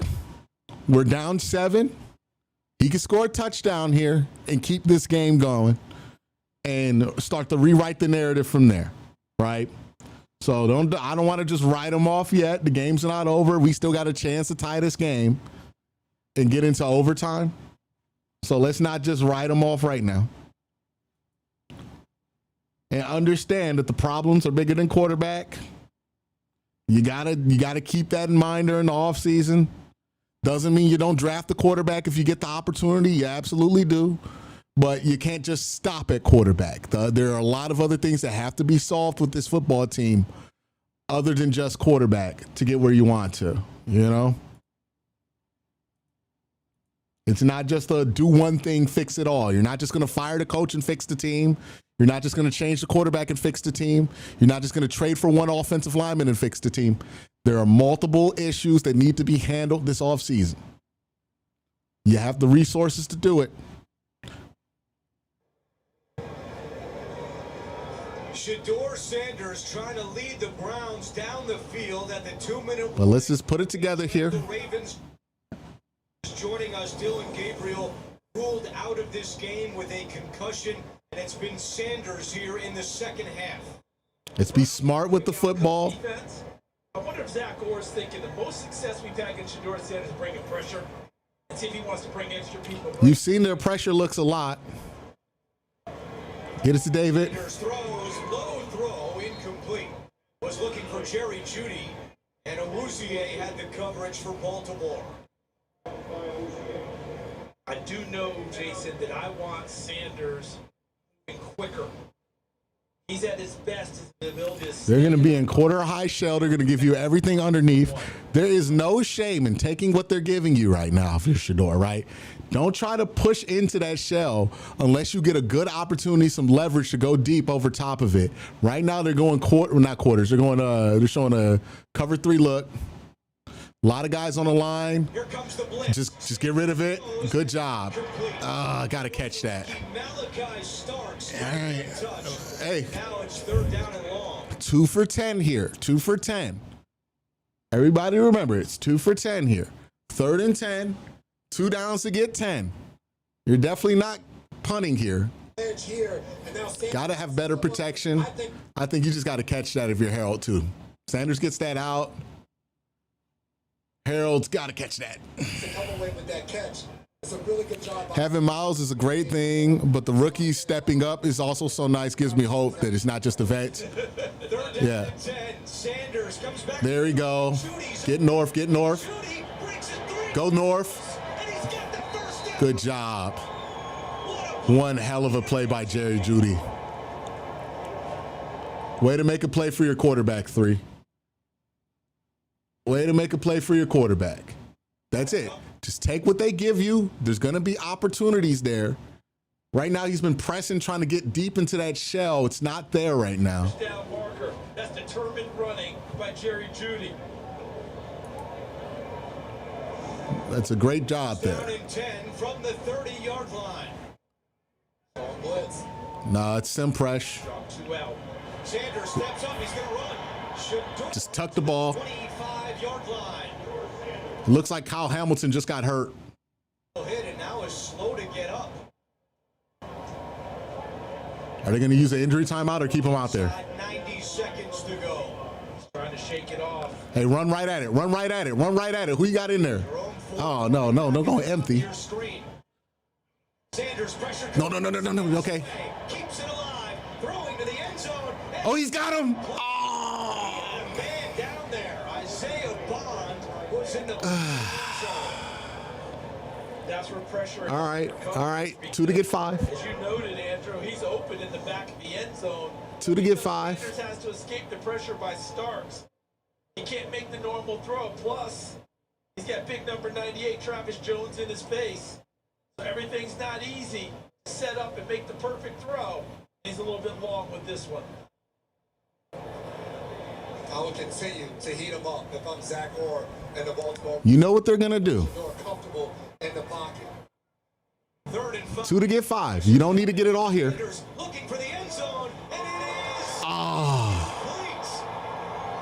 Nearly caught by Larvadan. And It's a great effort by Gage there on the back shoulder. Brian Hartline, that's who I want as the OC. I am not familiar with Brian Hartline's work. I haven't heard his name much. And there's some hand fight between both of them. It's a tough ball to come down with.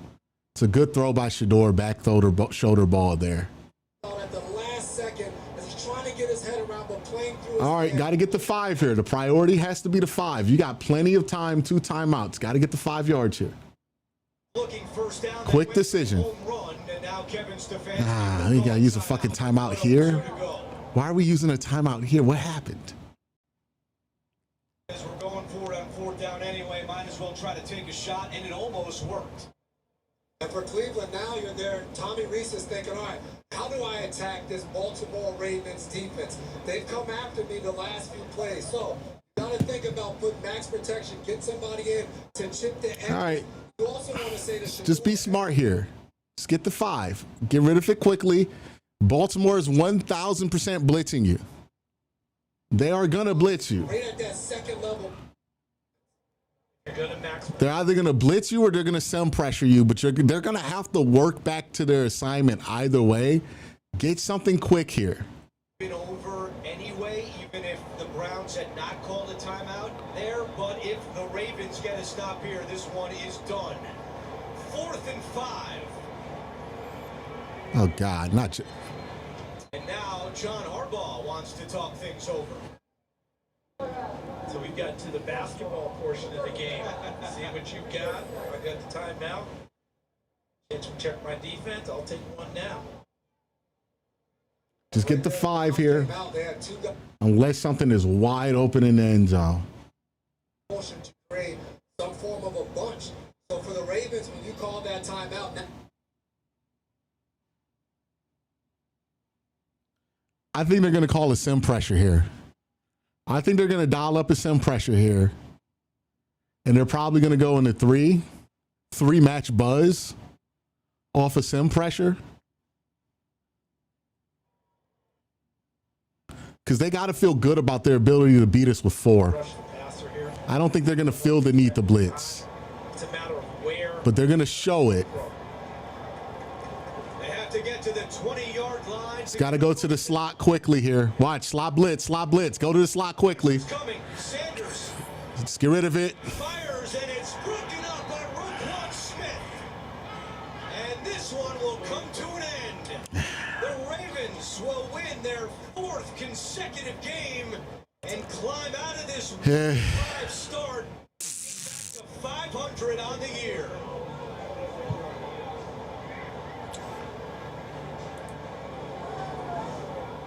Little extra talking after this play, and the teams have to be separated close to midfield. Yeah, that ball just died on him.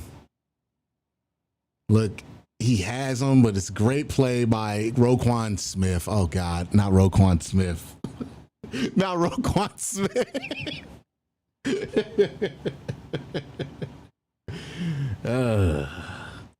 Well.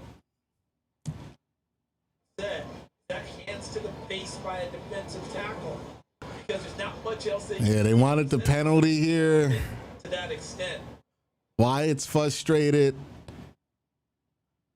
I feel so bad for this defense, man.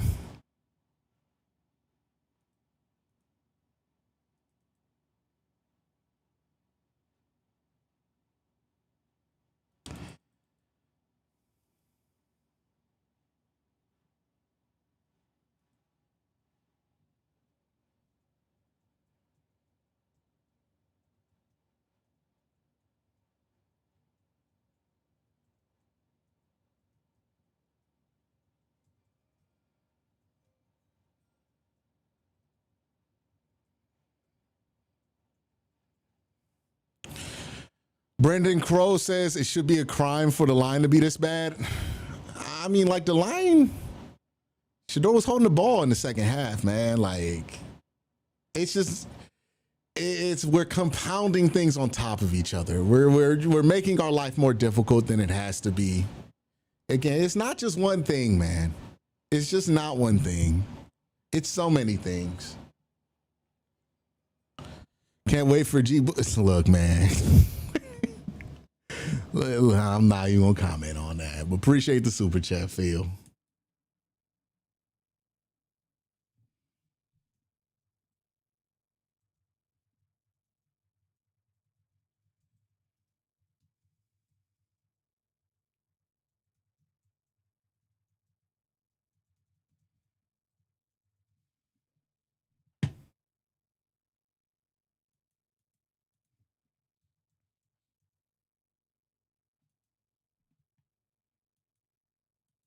Yeah, that was tough. Closer than expected. People saying no reps. Hey, man, that's tough. Miles gets another 4-sack game where he doesn't get a dub. Browns offense goes from not looking great in the first half to looking even worse in the second half.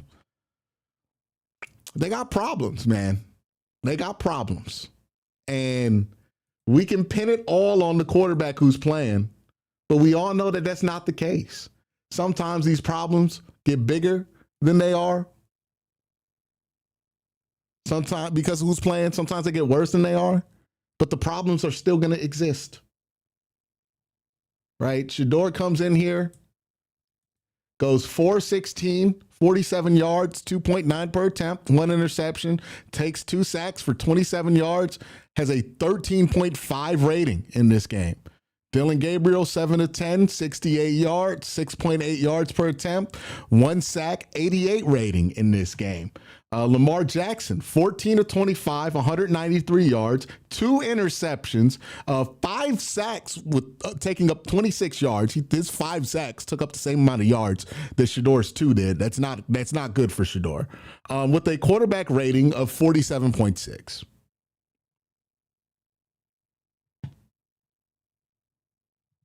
That's what happened at quarterback play today. I mean, like, it's not like the Ravens got amazing quarterback play today.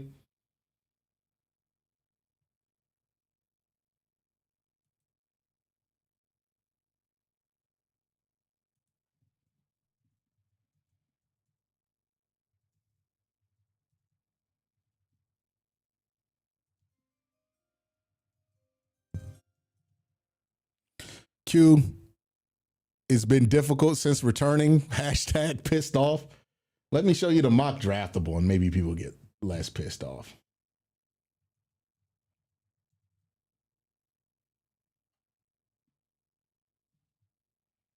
But yeah, man, the problems have been what they've been.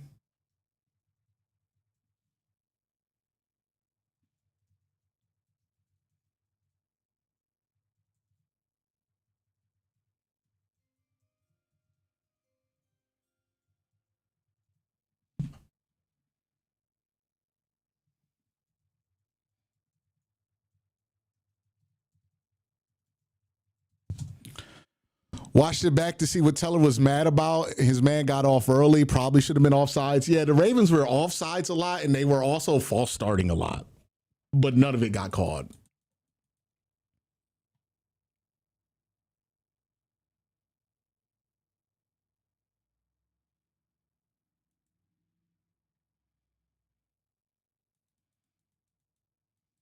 Yeah. All right, man. We're going to have to talk about it. I'm going to go live on Bleacher Report. We'll talk about it. Dylan played with the same team, y'all. Be fair. Yeah, and people were clowning Dylan's stat line. You know, when I was pointing out he was 7 of 10 for 68 yards and the wind was going pretty bad, people clown me for bringing that up. Like, oh, who gets 68 yards in a half? You know, not going to point out what happened in the second half here, but feels relevant. Browns quarterbacks today went 11 of 26 for 81 yards total.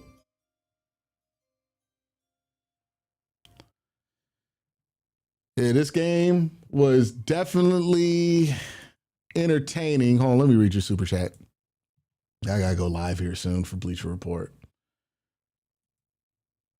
This game was definitely entertaining. I ain't ready to give up on Stefanski yet, even though 90% of the people, hey man, I respect that. Like I'm ready to give up on Stefanski. But if you are like a Stefanski truther and you're just willing to stick through it, I respect that because maybe you're right.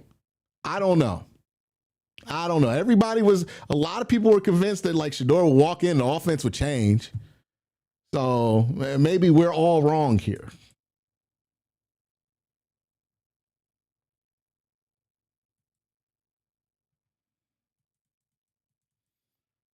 All right, man.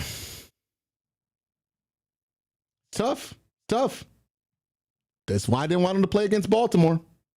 Why I was hoping, you can maybe get a fresh start against the Raiders. We'll see what happens next week.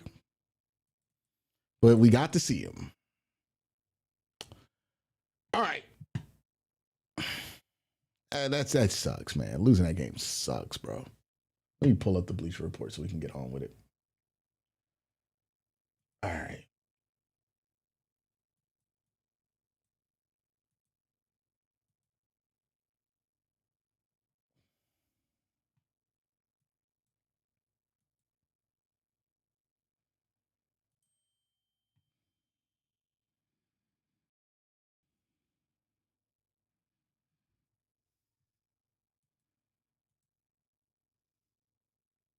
Mic check.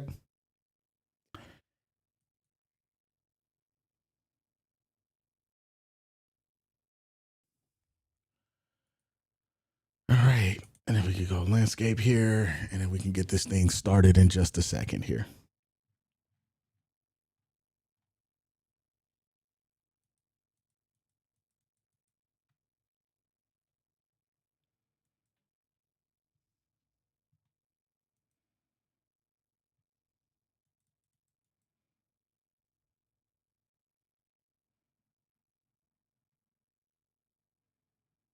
Yep.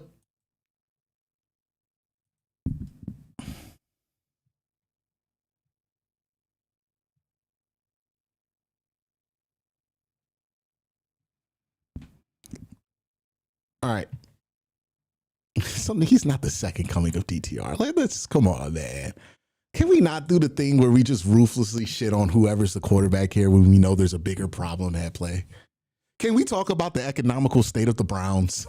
That's what I feel like. I feel like Jaden Smith in that one meme where like he just stops and goes, can we talk about the economical state of the world? And I'm just like, can we talk about the bigger problems with the Browns right now than just who's playing quarterback? Can we?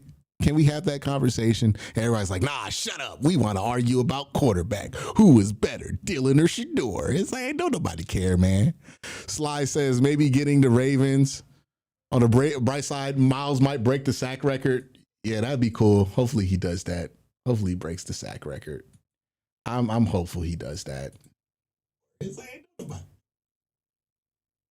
That'd be cool. I like to see it. All right, let me get another refresh here. Double check and make sure I didn't miss things. Maybe getting the Ravens as your first play time will be a blessing. Maybe. I don't know, man. Hopefully he bounces back from this if he has to play next week. It was a rough outing. It was rough. It was tough. I thought he wasn't that bad on the last drive, at least. So there's that. You know, he was much better on the last drive than he was earlier in the game. So for those of you who are now joining me on Bleacher Report, we just watched the debut of Shedeur Sanders, the much anticipated debut of Shedeur Sanders. This has been something that's been talked about a ton, and this has been an outcome that I've been worried about happening in this specific kind of a situation for Shedeur. Now, to be fair to Shedeur, he didn't get a full week as the starter. We'll see if he gets a full week as a starter. Dillon Gabriel's in concussion protocol. He is the current starter for the Cleveland Browns. I don't think Shedeur did anything in this game that will supersede him over Dillon Gabriel. So I anticipate if Dillon can play next week, he will be the starter. And that's just going to be what that's going to be. But, you know, he did not have a full week of prep, sure. He did not have a ton of reps with the starters, sure. But also, you know, Shedeur's job as the backup quarterback is to get prepared regardless of if you're getting the snaps or not. That's part of the job. That's just part of the job as the backup quarterback, is that you got to be able to figure out how to be productive if you get on the field, because you could get on the field at any given moment. Now, I want to start this conversation out by first telling everybody to resist the urge to run a victory lap on a quarterback who plays for the team that you love. I have been telling people to not do that about Dillon Gabriel. I will have the same exact energy for Shedeur Sanders. There's going to be a lot of people who want to do a victory lap because Shedeur didn't look good, and they've been telling people on the internet that Shedeur wasn't going to look good and that this was going to happen. Resist that urge, right? If you've been complaining that people who have been pro Shedeur have been annoying because they've been announcing him the starter and crowning him early despite not seeing anything, well, you got to have the same energy in return and not just say he's terrible just because he had that one bad outing. Now, it was a bad outing. I think we all got to be honest about this. Shedeur was bad in this game, and he was significantly worse than Dillon Gabriel was in this game. That's going to matter because if Dillon Gabriel clears concussion protocol, there's nothing that happened in that second half that's going to put Shedeur in over Dillon Gabriel. We could talk about better protection, all this stuff that could be better, but the reality is that two quarterbacks played on this offense. One was better than the other one in this game. So that's one thing, right? Here's the main thing I want to have a conversation about. When I say Dillon Gabriel is better, I'm going to read off Dillon Gabriel's stat line. And I'm going to make a point here, right? I'm not saying that these stats are good. I'm actually making a different point here than you think. So hear me out. Dillon Gabriel was 7 of 10 today, 68 yards, no touchdowns, no interceptions, took one sack for -7 yards, and had an 88 rating. And I think he got field goals out of several situations where he should have got touchdowns. In no way was Dillon Gabriel good. Shedeur Sanders stepped in the second half, was 4 of 16, 47 yards passing, 2.9 yards per attempt, 1 interception, 2 sacks, and a 13.5 rating. So yes, Dillon Gabriel was better than Shedeur. But overall, the Browns quarterbacks went 11 for 26 for 81 yards and an interception with a 39 rating.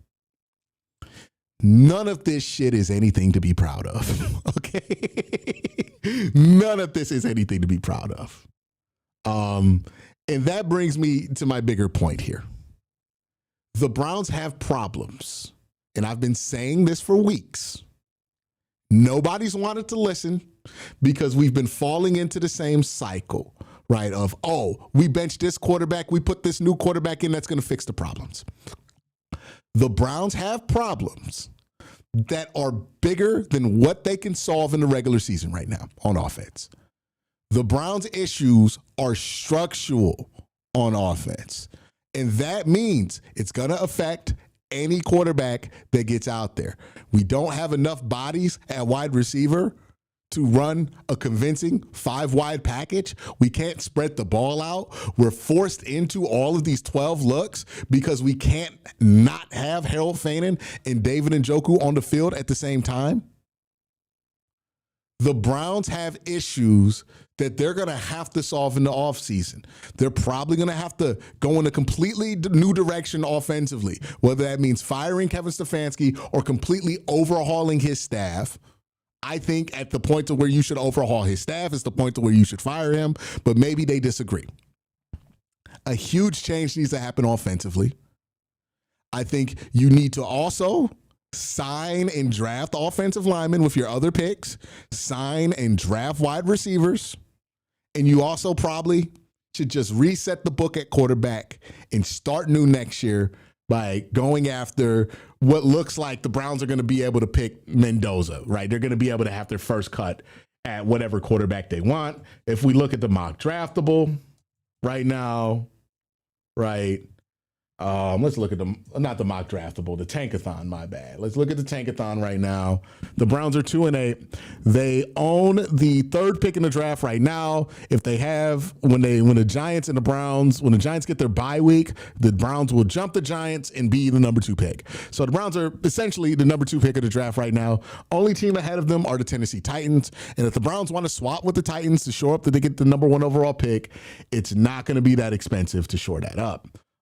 So they're going to be able to pick the quarterback that they want coming out of college. I think there's 2 quarterbacks that could be good coming out of college, Ty Simpson and Fernando Mendoza. And I think they should go in that direction. But understand here, the problems they have on offense right now are just bigger than you can solve before having a full offseason. They need wide receivers. They need offensive linemen. They need better talent at the quarterback position, and they need better talent at the coaching positions. Expecting Dylan Gabriel to come in there and fix that was foolish. Expecting Shedeur Sanders to come in there and fix that was also foolish. We've done this cycle time and time again this season, last season, since 2024. When it was Deshaun Watson out there, I will admit it.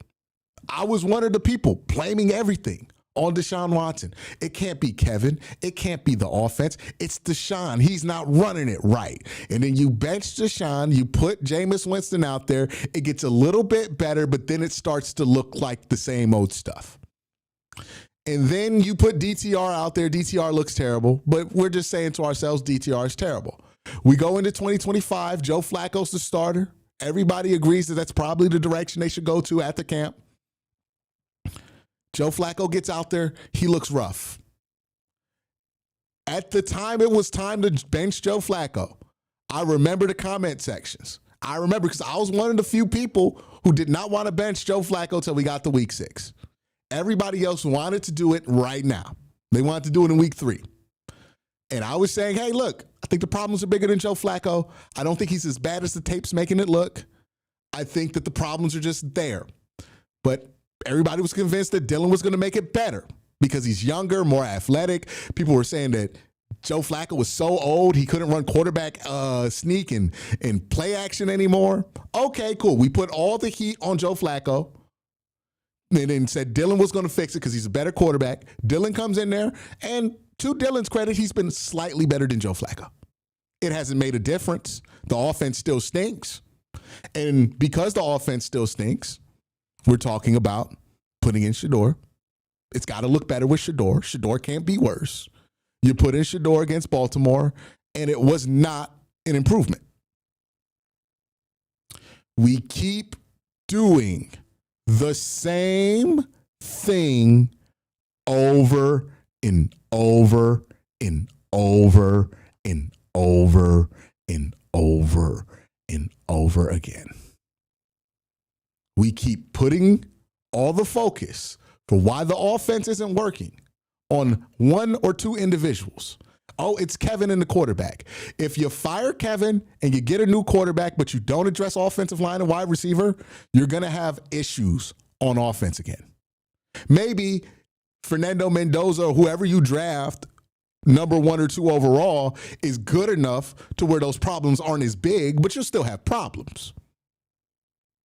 Hell, I think right now there are like 7 quarterbacks in the league right now that can fix the problems the Browns have on offense because they're that good.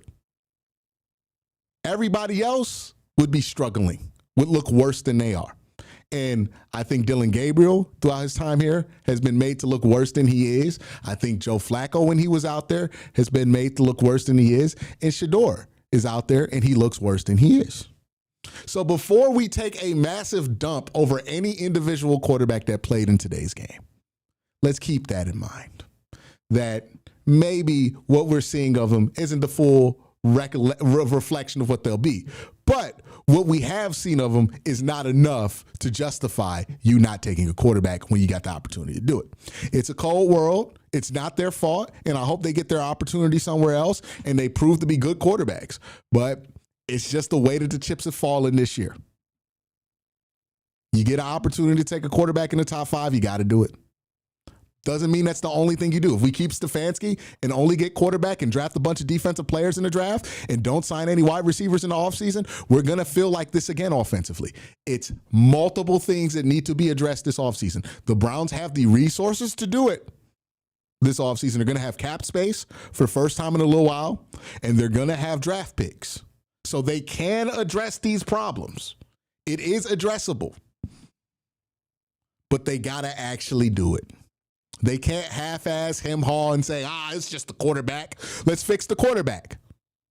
No, it's everything. It's how this offense has been structured since 2024. You got to figure out if Kevin Stefanski's head's still in this, if his heart's still in this, because I watched him and feel like I'm watching a coach who's burnt out. You look at the wide receiver room and you ask yourself, why have we not been able to develop any of the talent in wide receiver that we've drafted? Why is all of our wide receiver drafted talent so bad? Is that just on the evaluation, or are we not developing them? You got to look at the offensive line. Why haven't we been able to draft one replacement on offensive line? The whole operation on offense has to be looked at.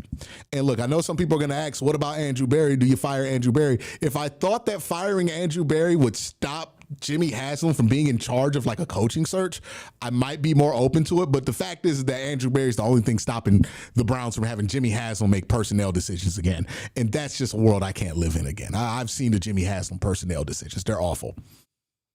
So that's where the Browns are offensively. The good news is, boy, do you got a defense. This defense is very good. Very, very, very good. I think I'm at the point I don't care what you do on the offensive side of the ball, who you hire, they got to keep Jim Schwartz. We got to keep that continuity here.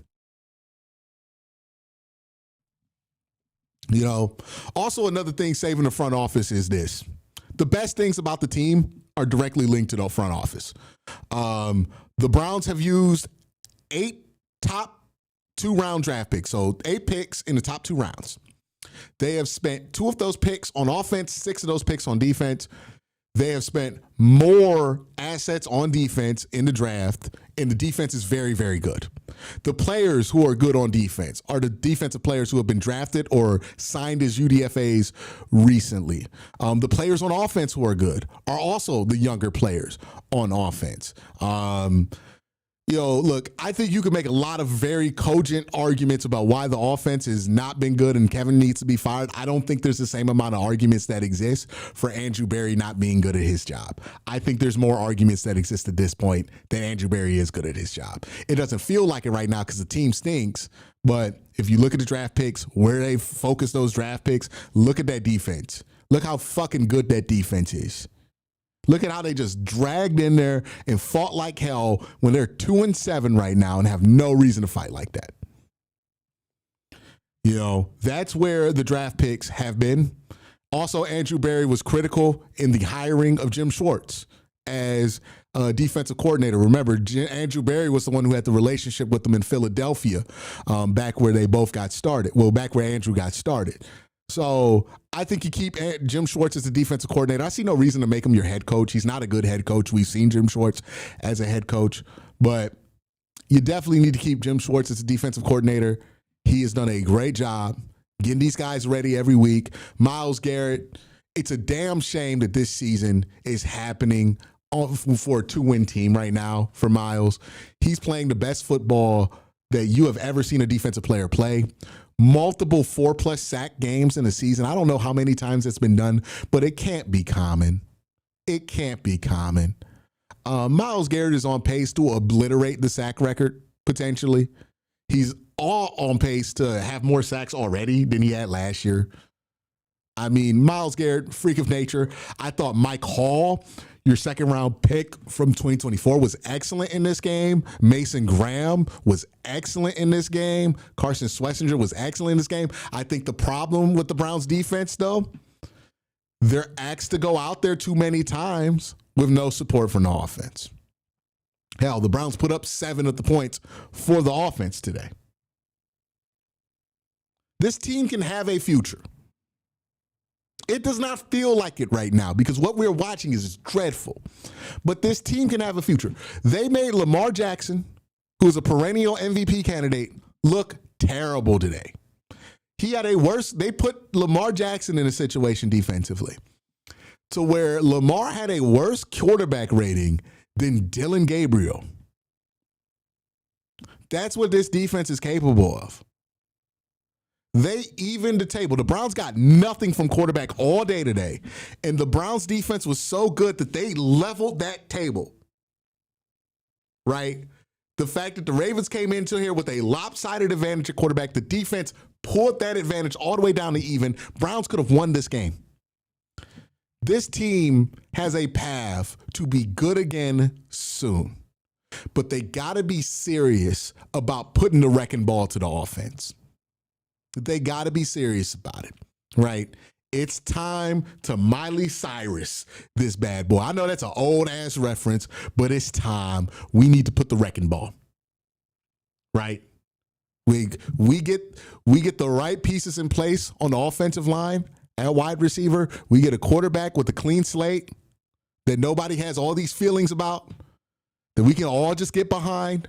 And because he's a top pick, maybe he has the ceiling to be a franchise guy. Put us on a similar level with the teams that have quarterbacks in this division. Finally solve that problem.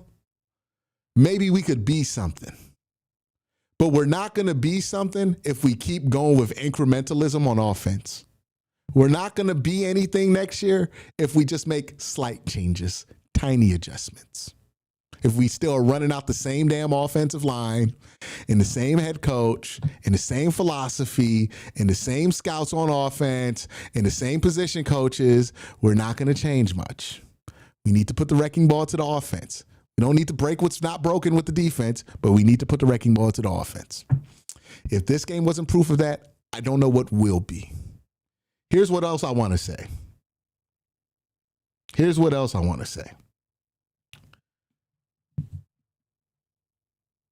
It's tough, and this has been tough for me because everybody's expecting me to lambast the starting quarterback at the Cleveland Browns regardless of who they are. And that's tough for me because I know enough to know that they're not the only problem right now. So if you're expecting me, if you've been one of those people who've been mad at me because I haven't been putting all of this on Dylan Gabriel and haven't been shitting on him nonstop because he's not been good in the offense that hasn't produced good results at quarterback position since 2023, and you're looking at me to do that to Shador, to shit on Shador and trash him because he didn't look good in an offense that hasn't produced good results, you're just not going to get that.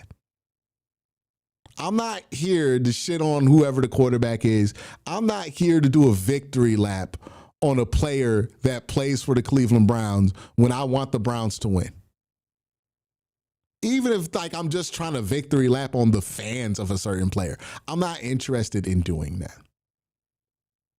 And the reason I'm not interested in doing that is because I don't want to win arguments online. I want the Browns to solve their problems. And making this all about Shedeur or Dillon, it doesn't get the Browns closer to solving their problem. Because the problem is just bigger than a third-round pick. The problem is just bigger than a fifth-round pick. The problem is bigger than that. And it was always going to be bigger than those guys could solve. Again, 7 quarterbacks in the NFL, I think, could solve these problems on offense for the Browns. And that's not a cop-out. That's not caping for whoever the starter is. That's just the reality of the Browns quarterback situation. I've been saying this for weeks. Nobody's been willing to listen. Hopefully more people are willing to listen now that it benefits them. But that's where it is. I feel bad for Shedeur because I think a lot of hype got thrown out there for Shedeur Sanders that he didn't necessarily put out and that now people are expecting him to live up to. I think a lot of folks in the media took advantage of people who don't watch football every day, who aren't into football spaces every day, but got captured by the Shedeur story during the draft and wanted to see Shedeur win and got attached to that story and started selling them bullshit about how he could walk in there and beat Joe Montana day one. They got sold sugar pills by snake oil salesmen, and now the expectations for him when he stepped in were just way too high. I have been fighting against this since he's been drafted here. Unfortunately, people decide to go with the hype. That's just what it is. I hope people can understand and reset their expectations now. He was never going to come in here and look like Joe Montana day one. I've always felt like Shedeur was the type of quarterback that needs a couple of years to get to where he could be. That he was always going to take time to develop because he wasn't somebody who was going to overwhelm you with his physical talent at the quarterback position. He was somebody who needed to get to a place to where he gets enough reps in the NFL to be able to outthink you and beat you to different spots. I know people are like, let's give him a week of reps and let's see if it looks different next week. That to me is like putting an unfair expectation on him. It's not going to look that different from what the Browns offense has looked more than likely. Maybe it looks a little bit better here. Maybe it looks a little bit worse here. But the expectation that he comes out there and he's Andrew Luck, he's Joe Burrow. I saw a football game plan on CBS Sports talk about how Shedeur is going to beat the Buffalo Bills and get the Browns to the playoffs. We've lost the plot. I hope we can reset expectations because in reality, if Shedeur gets this offense from 32 to 28th, that's a win. That's a huge win for Shedeur Sanders. It's not glamorous. It's not going to lead Sports Center. It's not going to be sexy, but it would be a huge win. It would be much better than any other quarterback had produced for this offense and a reason to keep Shedeur on the roster next year. Got to give things time. Can't rush stuff. And if we couldn't remember it for Shedeur this week, we can remember it for the next quarterback that the Browns take. And maybe this is a lesson we all need to learn about hype. That's my thoughts. I know you guys have your thoughts. I'll let you put them in the comment section down below. It's been a fun night talking football with everybody. Let's continue to look at the chat and see what chat's saying. But yeah,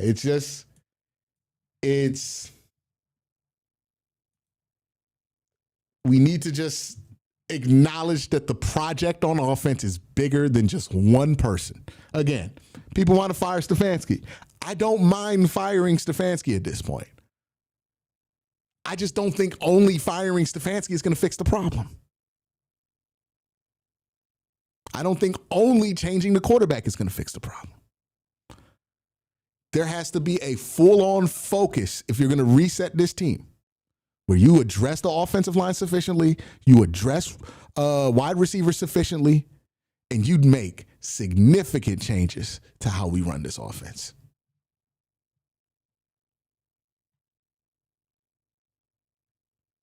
The good news if you're a Browns fan. The good news if you're a Browns fan is this.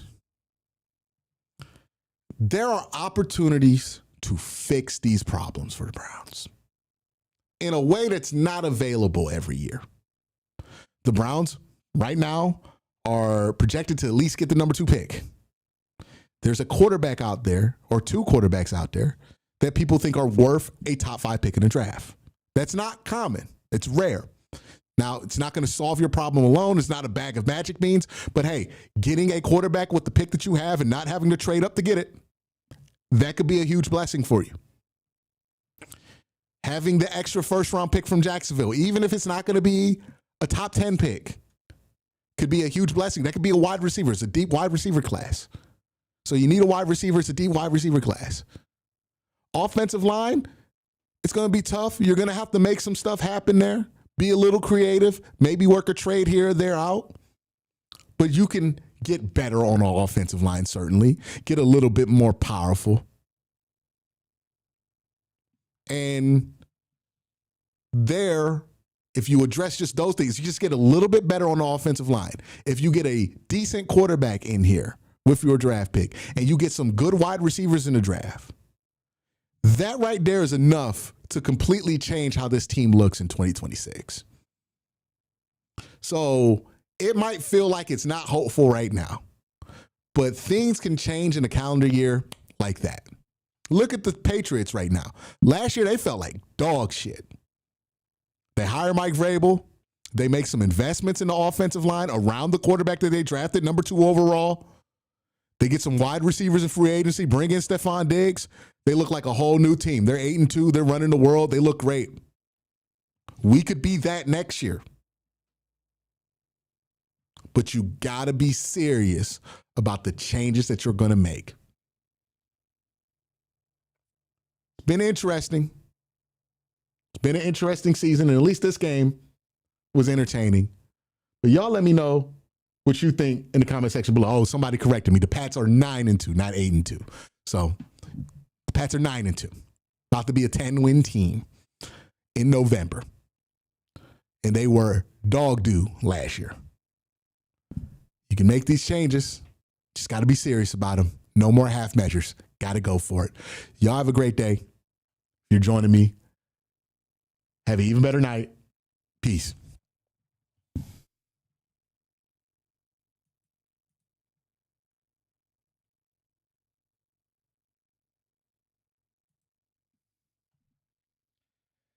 Whew. All right. So we're done with Bleacher Report. That was the post-game show for Bleacher Report. Let me catch up on Super Chats because I know I missed a couple.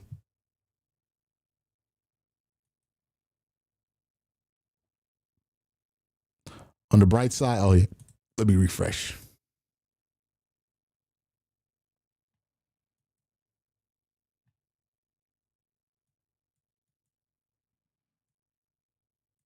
Spooks for Short says, please watch the Kevin presser. He just confirmed that was the first time Shedeur has ever played with the ones. Shedeur was bad, but that's a tough situation. That's the reality for a backup quarterback, man, in the NFL. Like, I know that people are going to make this seem like it's unique to Shedeur, but the reality for a backup quarterback in the NFL is that you're going to have to play and beat a backup some weeks where you don't get first team reps. That is the job. We went over this with DTR, where people were giving that excuse to DTR. I got flack for it at the time because I was like, no, he's the backup. He's got to be prepared. That's the job. You know? And the Browns thought he was ready for that job. Shedeur thought he was ready for that job. So not really a great excuse. You know? And again, I think the reason Shedeur looked bad wasn't because he didn't have reps with the ones. It's because the Browns are just a bad offense and he's not better than that. That's really it. Like, that's it. We can make up all the excuses in the world, but that's the reality. The Browns are a bad offense and Shedeur is not better than elevating a bad offense. That doesn't mean he's going to suck in the NFL for the rest of his career. That doesn't mean his career should be over and we should discount him. That doesn't mean that he's a fraud.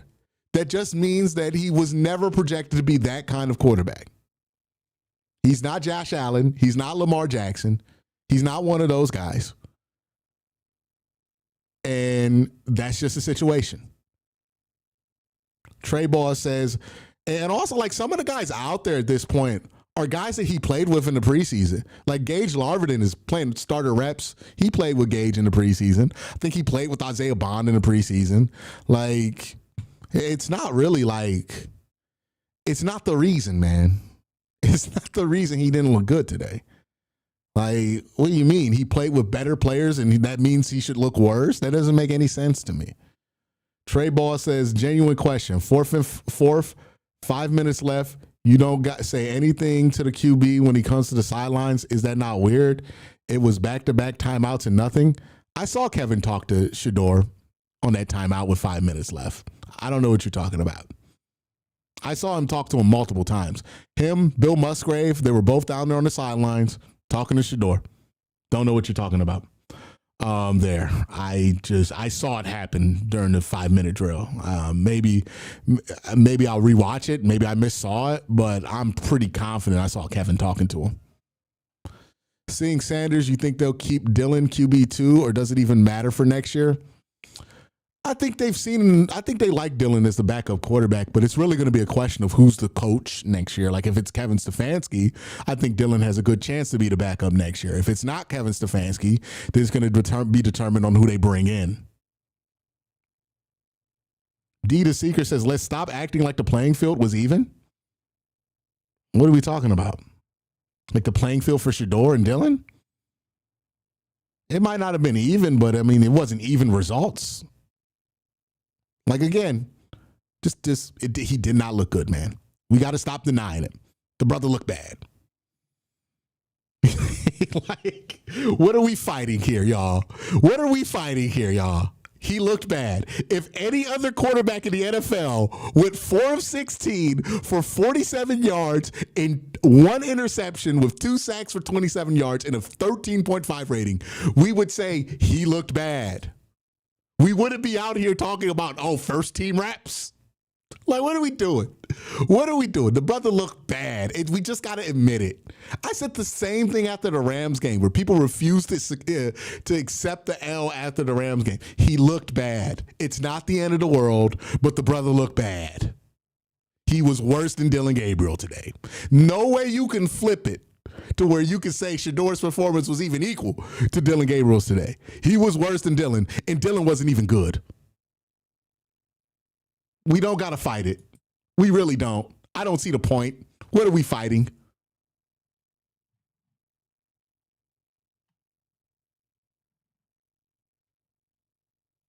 Nah, he looked pretty bad, man. It was bad. Like, it was bad, dog. He held the ball too long, just like the preseason. Yeah, and then he kept taking extra yards on the sacks, losing the Browns field position gains. It was not good. It was a bad rookie debut.